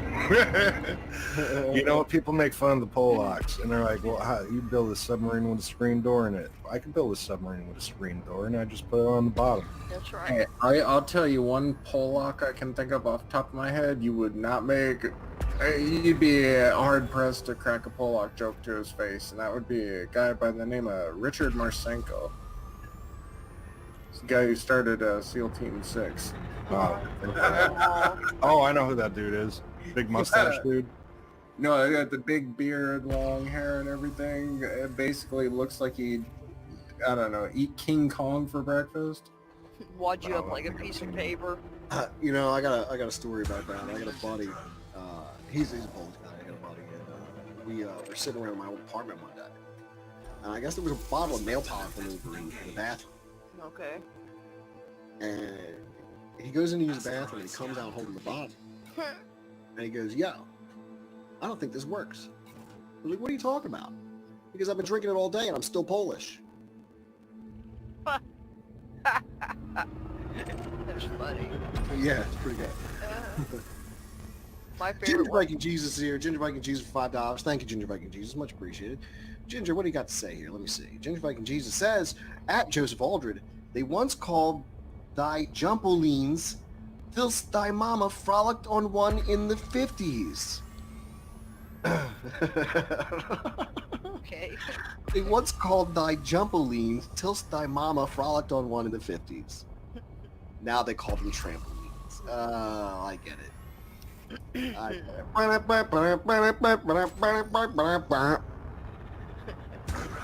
My favorite one is why can't Polacks fly helicopters? Well, Because they get up there and they get cold and turn off the fan. Mm-hmm. yeah, okay. Well, we had enough expense at the Polish people, okay? I'm So, a Polak. Hello? Yeah, that's all right. That's all right. I can think say it. I think we've had a good time with that. We're gonna continue on with this. I did want to talk about this as well. So, in the 9th century, the Abbasid Caliphate saw a great flowering of astronomy and mathematics. Muslim scholars of the past believed in the sphere of Earth. The Quran mentions that the Earth was spread out.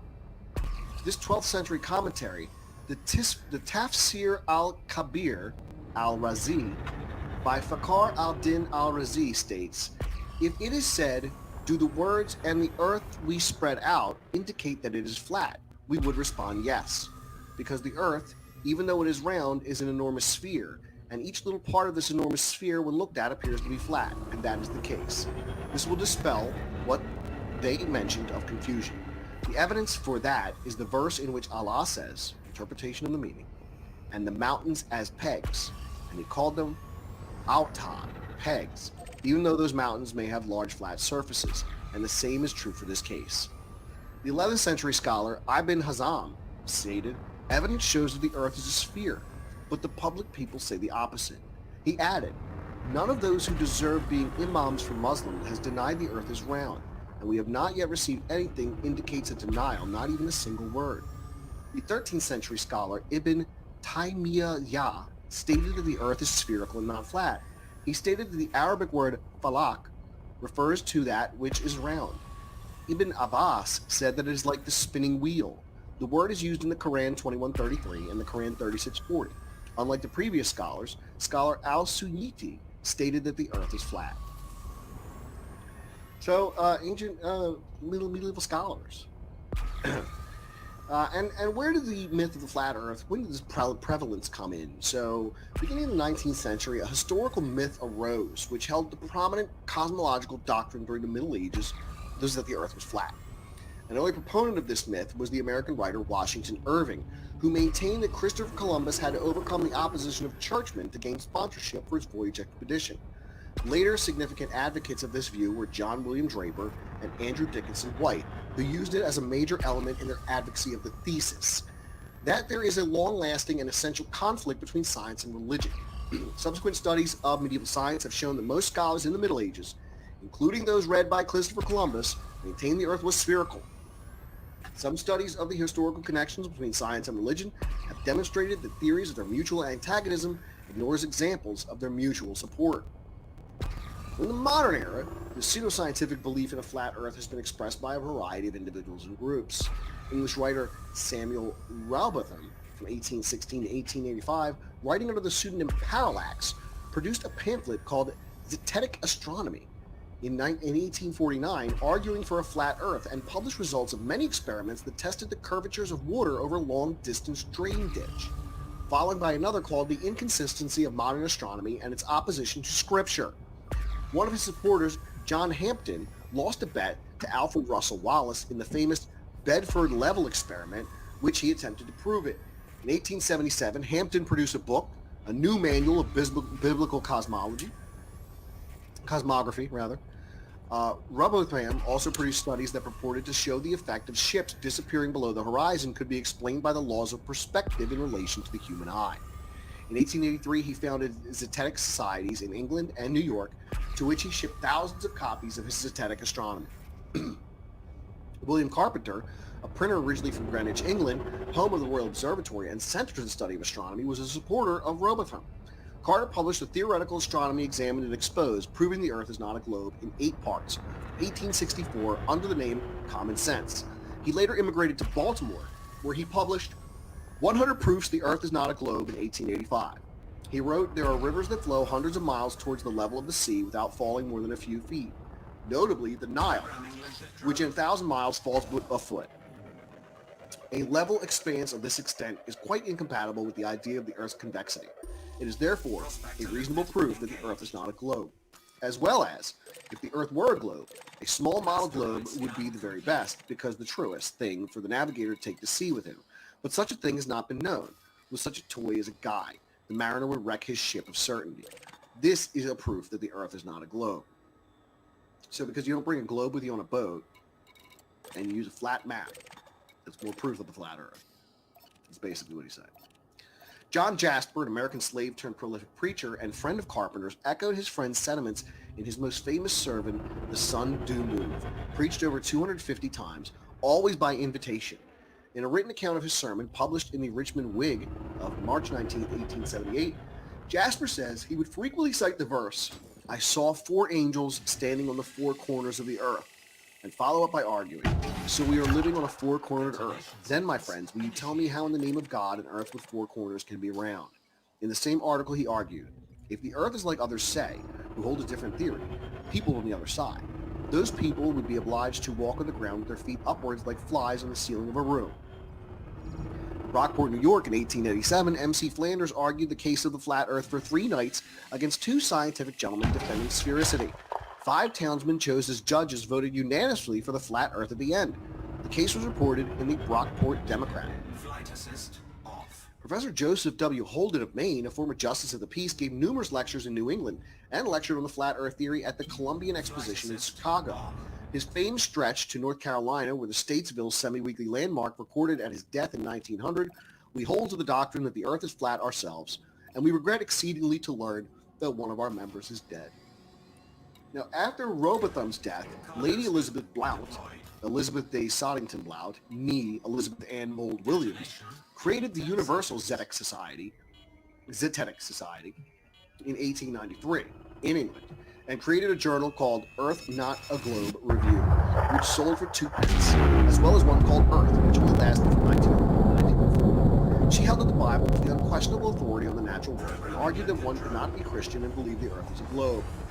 Well-known members included E.W. Bullinger of the Trinitarian Bible Society, Edward Harrington, senior moderator of natural sciences in Trinity College, Dublin, and an archbishop. She repeated Rowbotham's experiments, generating some counter-experiments, but interest declined after the First World War. The movement gave rise to several books that argued for a flat stationary Earth, including Terra Firma by David Warlord Scott. In 1898, during his solo circumnavigation of the world, Joshua Slocum encountered a group of flat earthers in Durban, South Africa. 3 Boers, one of them a clergyman, presented Slocum with a pamphlet in which they set to prove out the world was flat. Paul Kruger, president of the Transvaal Republic, advanced the same view. You don't mean round the world, it is impossible. You mean in the world, impossible. From 1915 to 1942, Wilbur Glenn Violvila, who in 1906 took over the Christian Catholic Church, a Pentecostal sect that established a utopian community in Zion, Illinois, preached a flat earth doctrine. He used a photograph of a 12-mile stretch of the shoreline at Lake Winnebago, Wisconsin, taken 3 feet above the waterline to prove his point. When the airship Italia disappeared on an expedition to the North Pole in 1928, he warned the world press that it had sailed over the edge of the world. He offered a $5,000 reward for proving the earth is not flat under his own conditions. Teaching a globular earth was banned in the Zion schools, and the message was transmitted on his WCBD radio station. In 1956, Samuel Shenton set up the International Flat Earth Research Society, better known as the Flat Earth Society from Dover, UK, as a direct descendant from the Universal Zetetic Society. And in 2018, excuse me, astronomer Yael Nazi analyzed the controversy over a PhD thesis proposed by a student at the University of Fax in Tunisia, which defended a flat Earth as well as a geocentric model of the solar system and a young Earth. The assertion, which had not been approved by the Committee Overseeing Environmental Studies thesis, had been made public and denounced in 2017 by Professor Hafenda Ateb, a founder of the Tunisian Astronomical Society, on his Facebook page. Now, the International Flat Earth Research Society, better known as the Flat Earth Society, was set up by Samuel Shelton in 1956, Dover, UK. It's a direct descendant of the Zetetic Society. This was just before At maximum capacity. the Soviet Union launched the first artificial satellite, Sputnik. He responded, would sailing around the Isle of Wight prove that it were spherical? It is just the same for those satellites. His primary aim was to reach children before they were convinced about a spherical Earth. Despite plenty of publicity, the space race eroded Shenton's support in Britain until 1967, when he started to become famous due to the Apollo program. In 1972, his role was taken over by Charles K. Johnson, a correspondent from California. He incorporated the International Flat Earth Research Society and built up the membership to about 3,000. He spent years examining the studies of flat and round Earth theories and proposed evidence of a conspiracy against the flat Earth. The idea of a spinning globe is only a conspiracy of error that Moses, Columbus, and FDR all thought. His article was published in the magazine Science Digest in 1980, and it goes on to state, if it is a sphere, the surface of a large body of water must be curved.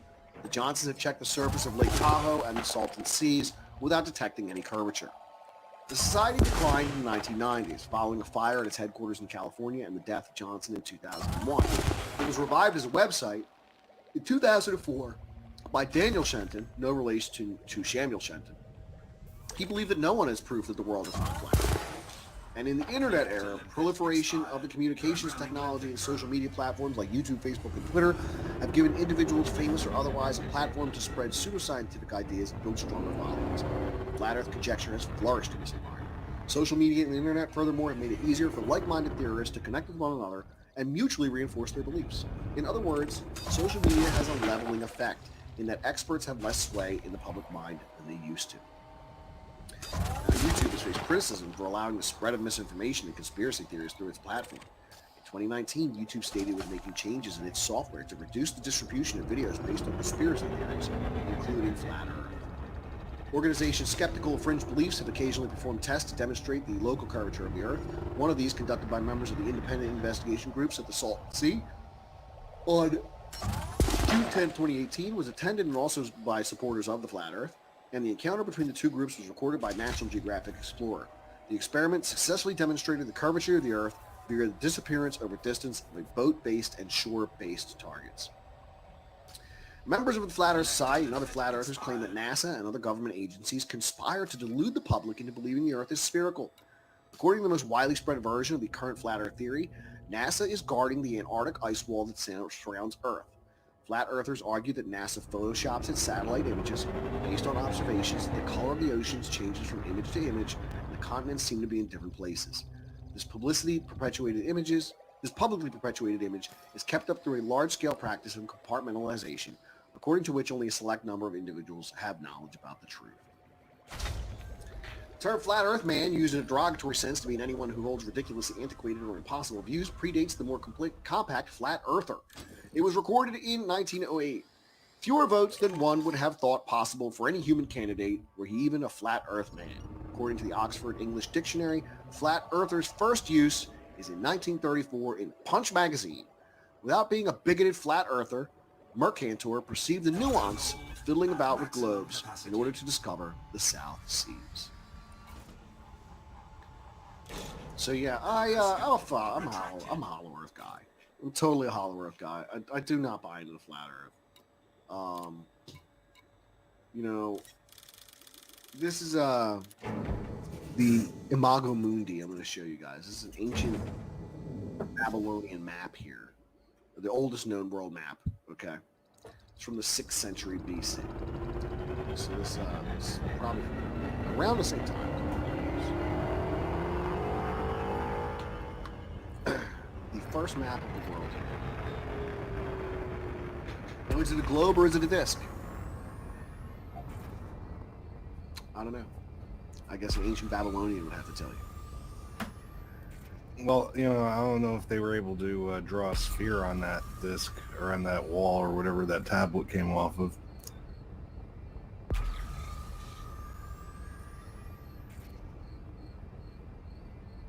Yeah. They should have had better shading. Joseph Walter for $1.99. Thank you, Joseph Walter. The Earth is flat. Buy my vulva crystals. Okay. What? Sounds like Are they smooth? Sounds like some Gwyneth Paltrow stuff. Yeah, I think so. It's like ping pong balls. Ugh, is that like her little JJ candle? Shit. Yeah. Yes. My No. guess. Now, does she stick every candle up there, or how's this work? Ah, Jesse! Come on now. How else are you gonna make a candle that smells like that? Jesse! It really doesn't, but yeah. So it's like bait and switch, just misleading. That's right.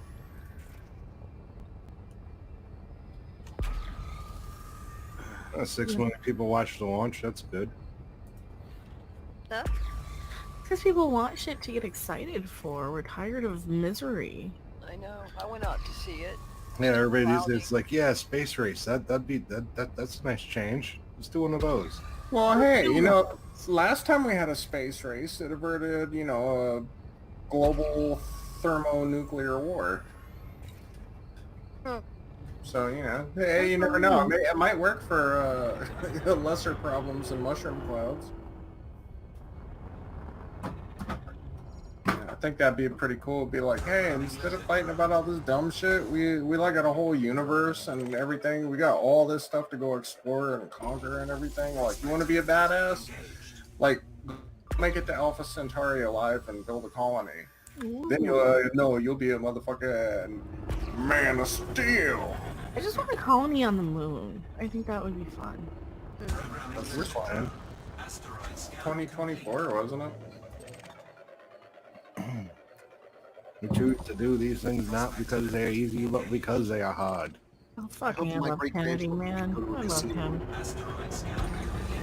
a, That's right, what a man. fucking leader. Who else loved him? Marilyn. Well, of course. I mean, Like a made of stone. well, there's a guy. There's a guy who, when he made mistakes, he fucking admitted them, and that made him come off as humble.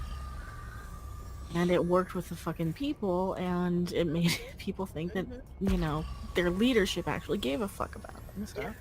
So that's what was good about Kennedy. And yeah, the space thing was kind of a, you know, we learned so much that it was like the most beneficial thing on the planet, but we learned a shit ton. We learned a shit ton about zero gravity. We learned a shit ton about, you know, the space and weather patterns. We learned a shit ton about all kinds of things that are infinitely useful. The whole time they had no idea where the Russians were. Well, They look, also wanted to do like manufacturing up there too, because you can make a perfect sphere in space. every time human beings are, you know, in a little state of crisis, it always comes down to dick-shaped objects flying through the air. So, That's right. like, we're either shooting those things at each other, or we shoot them out into the stars and be like, there, now you, like, imagine this, be like, fucking hate people. I just want to, like, an endless vacation, be like, oh, cool, we're going to put you on a colony ship then. Joseph Alderberg, $1.99 says, "Get your ass to Mars." That's what I'm talking about. Yeah. 2 Total Recall, weeks. baby. Get your ass back to Mars. 2 weeks. Fucking Total Recall. Play the flat Earth video before the flat Earthers leave. Yeah. Before they leave.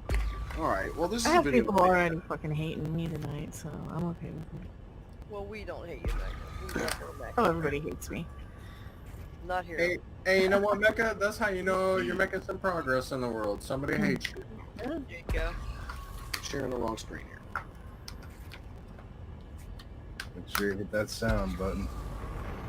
So long as they're fucking your name's on their lips, it's all good. Okay. Oh yeah. I would agree with you. We're echoing. All right. This is a flat Earth video I made way back in February of 2016. You're echoing. All right. Okay. Fix that problem. Yeah, this is a flat Earth video I made way back in 2016. And it's called The Flat Earth, Why Not? And here it goes.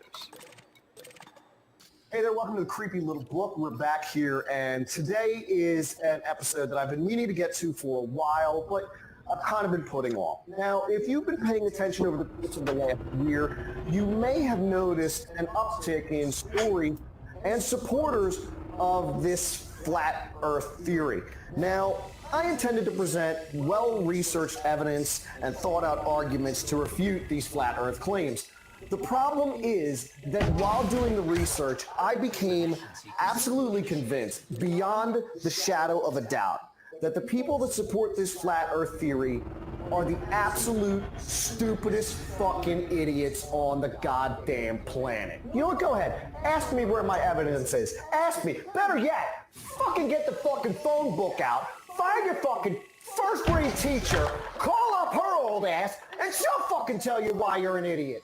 Flat Earth, flat fucking Earth. Seriously. This is serious? This is fucking serious. This is why the other countries are beating us, people. This is why math and science is in the shit tank. Because of this nonsense. This crap. Oh my God. Flat Earth, fuck you. Pythagoras, the motherfucking Pythagorean theorem. A squared, B squared, C squared. You know what? He fucking knew that the world was fucking round. But you know better than Pythagoras. You know better than Aristotle and all the great Greek philosophers. You fucking do. You do. You know NASA's not real? Every country's fucking space program is just made up bullshit to hide the flat Earth from you. Why? Why? Why would they do this? Why? Let's see. Could it be because of the Holy Bible? I'll tell you what. If your fucking reasoning for believing the Earth is flat is because of this, that means you don't understand fuck about science, but you understand even fucking less about this. Ferdinand fucking Magellan! Circumnavigation! What the fuck is wrong with you? What? You know, with these videos, I know I can be a little smarmy. I can come across a bit condescending from time to time. I'm guilty, okay? I am. I'm guilty of that. And a lot of times, I try to look at these stories from both angles and give everything a fair shake. And I know with the Nephilim video, a lot of people got their fucking dicks in a twist over that. But let me be 100% unequivocally clear about this flat Earth business. If you believe that the Earth is flat, you're a fucking troglodyte. Like, I can't help you. This channel can't help you. No, nobody can fucking help you. You've been utterly failed by the fucking educational system, and no one can fucking help you anymore. Nobody. I know there's going to be a million things I think to say after this video is over about how you're stupid and you're fucking morons, and God, no one can help you. Nobody can fucking help you. But really, the flat Earth is bullshit. Your fucking faces are bullshit if you believe in it. If you believe in the flat earth, fuck you twice, fuck your mouths, fuck, go get a map of the flat earth and pound it right up your ass, all right? Because this is nonsense. It's fucking absolute nonsense.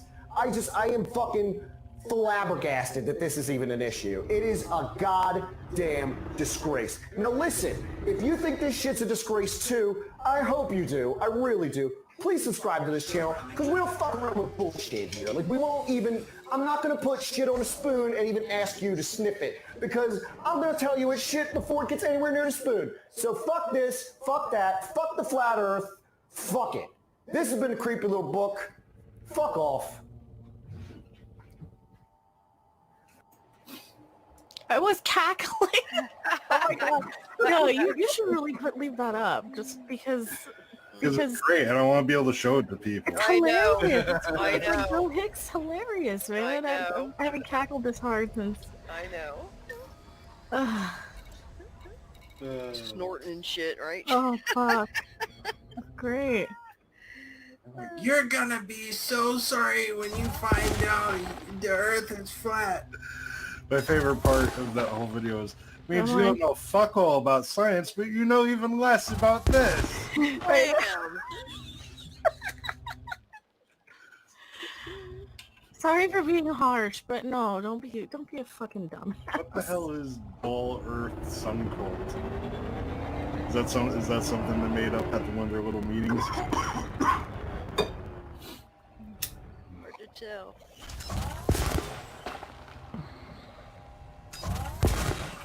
That's a pretty big fucking cult. Is it? I would think so.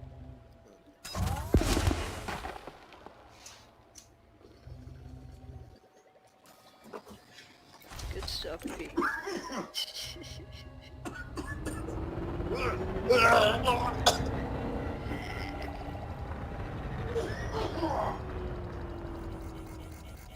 Oh God. Oh God. Harsh. A little harsh. There he goes. Hack, hack, hack. Collector limit expired. That's right, Scott Smoke weed Williams. every day.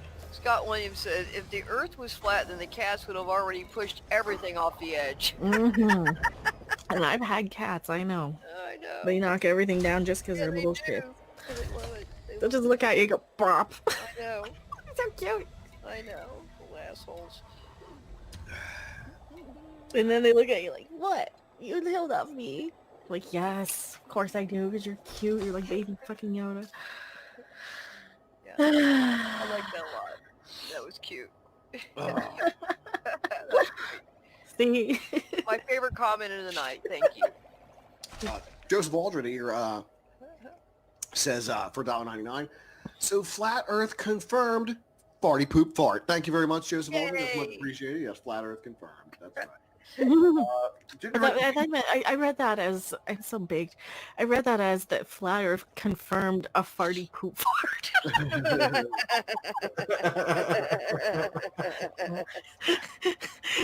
Shit. So yes, I agree. Farty poop fart is confirmed. Oh my god. Jimmy Breaking Jesus says, I went to Catholic school as a kid, right? Yeah, I did 12 years in Catholic school. Well, the whole time I was in school was Catholic school. I did 5 years. Hated it. Whole fucking time. Was terrified. Hey, Iron, that's not how that works.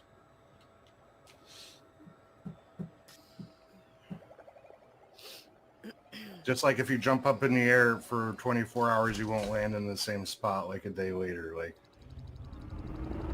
You don't? no, you don't. That's not how that works at all. Oh, shit. Well, Just like Pete said, you want to go up in the phone book and find your, what was it, third or fourth grade teacher? First grade First. teacher. Your first grade teacher. She might be able to help you. start with the earliest one. Start with the beginning. Go back to that kindergarten. Be like, look, Dead. I needed more than that time. She's dead. I'm sure mine is, yeah. Oh, yeah. Old as I am. Shit. All dead. What did I walk into? The Flat Earth stream. Prospector engaged. We're having fun tonight. Yeah, fandom, man, that SpaceX thing is fucking amazing and very promising. And And fire did you stuff. see the control room? I You know. guys saw this? Yeah. Yeah. You see how it looks like just like thin little tables, a couple of flat screens each, barely a computer stack. Then you look at the old NASA photos from the Oh my 60s and God. it's like a whole room full of shit.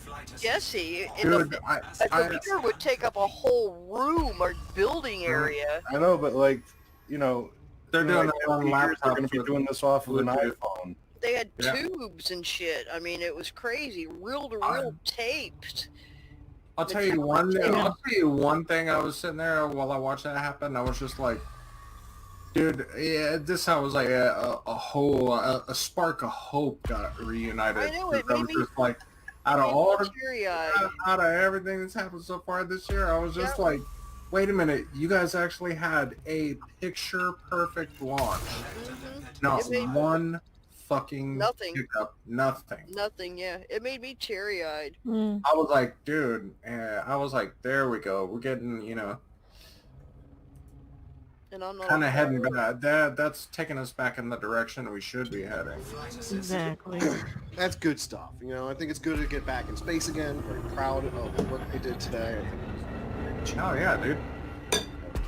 some good stuff there.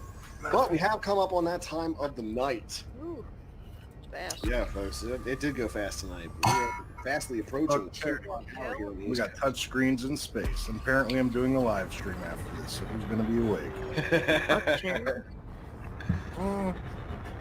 I'll be awake. I'll join you. We'll be there for a while. Yeah, probably for a little bit. I'll wrap it up here now for now though. But I want to thank you all for tuning in. One and all, really do appreciate you being here, night after night, day after day, as we delve into the world of the weird. Normally our topics are not so controversial as they've been tonight, and we have a pretty good time at chat. So if you're new here, and join what you like, if you enjoyed yourself and you like what we're doing here, please consider subscribing to the channel, telling somebody about it. There's a big back catalog of very pertinent information you can find here. Lots of short videos that are timeless, evergreen videos you can check out. A whole library devoted to the weird. Plus our live show every night at 11 p.m. or 11:30, to be honest. Don't forget about your other Scheduled channel. for 11, but we usually don't go until 11:30. And I'd also like to add that today's show is brought to you by the letters H, Q, and W, and the number 3.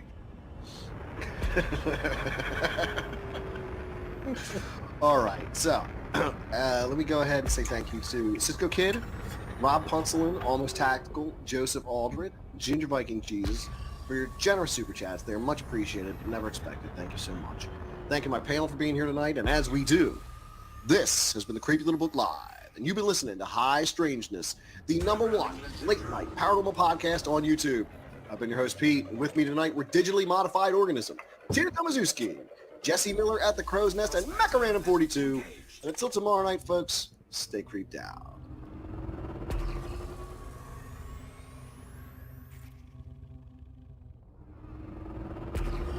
Programming Electro. Asteroid scan complete. Prospector limpet engaged.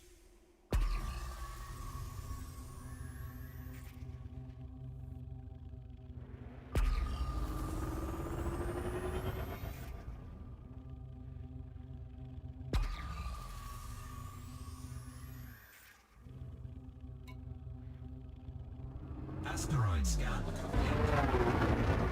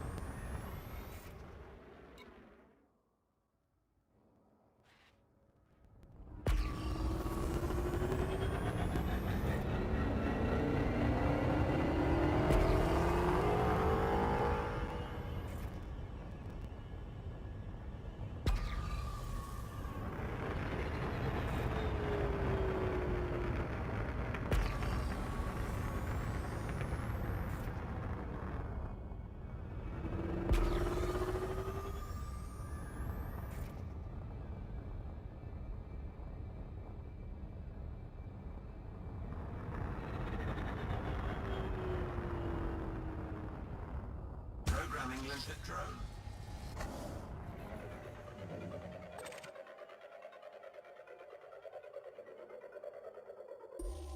Prospector limpet engaged. Asteroid scan complete.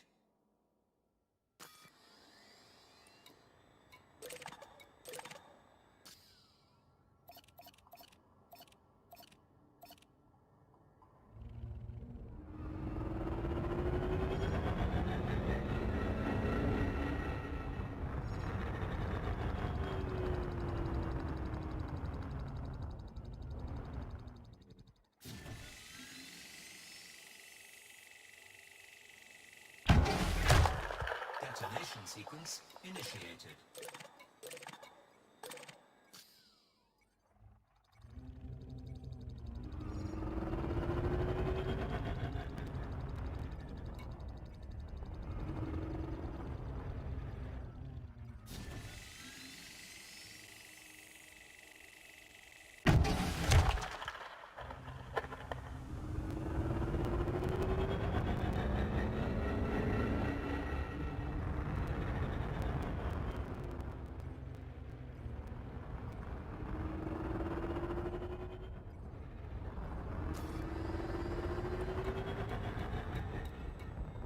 Detonation in 10 seconds.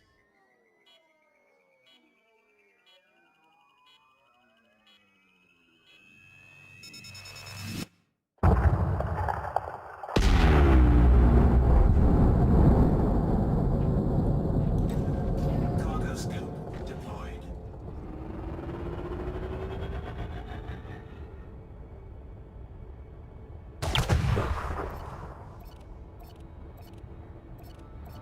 Programming limpet drone. Programming limpet drone.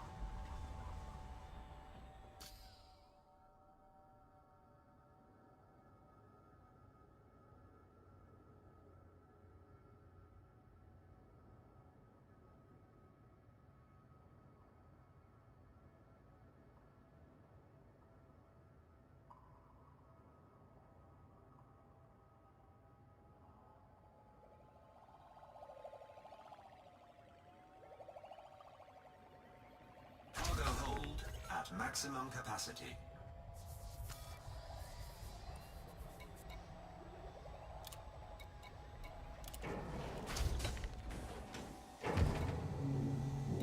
Cargo hold at maximum capacity.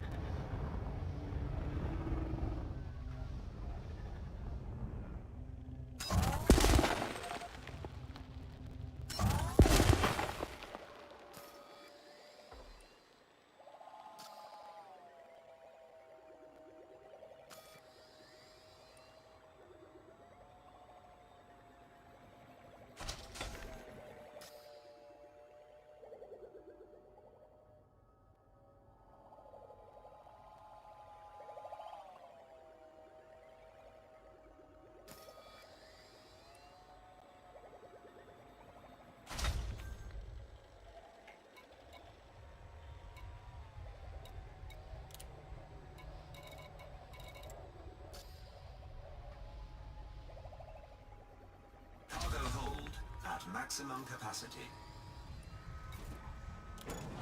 Cargo scoop retracted.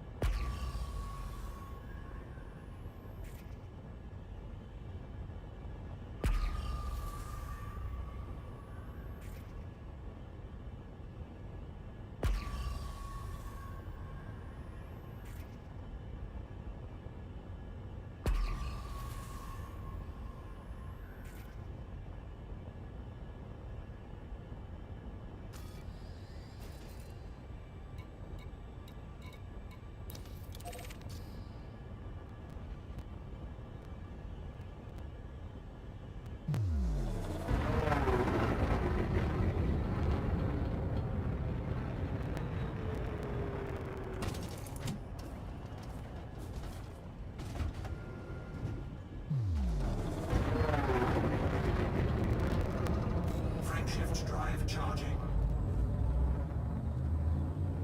4, 3, 2, 1, engage.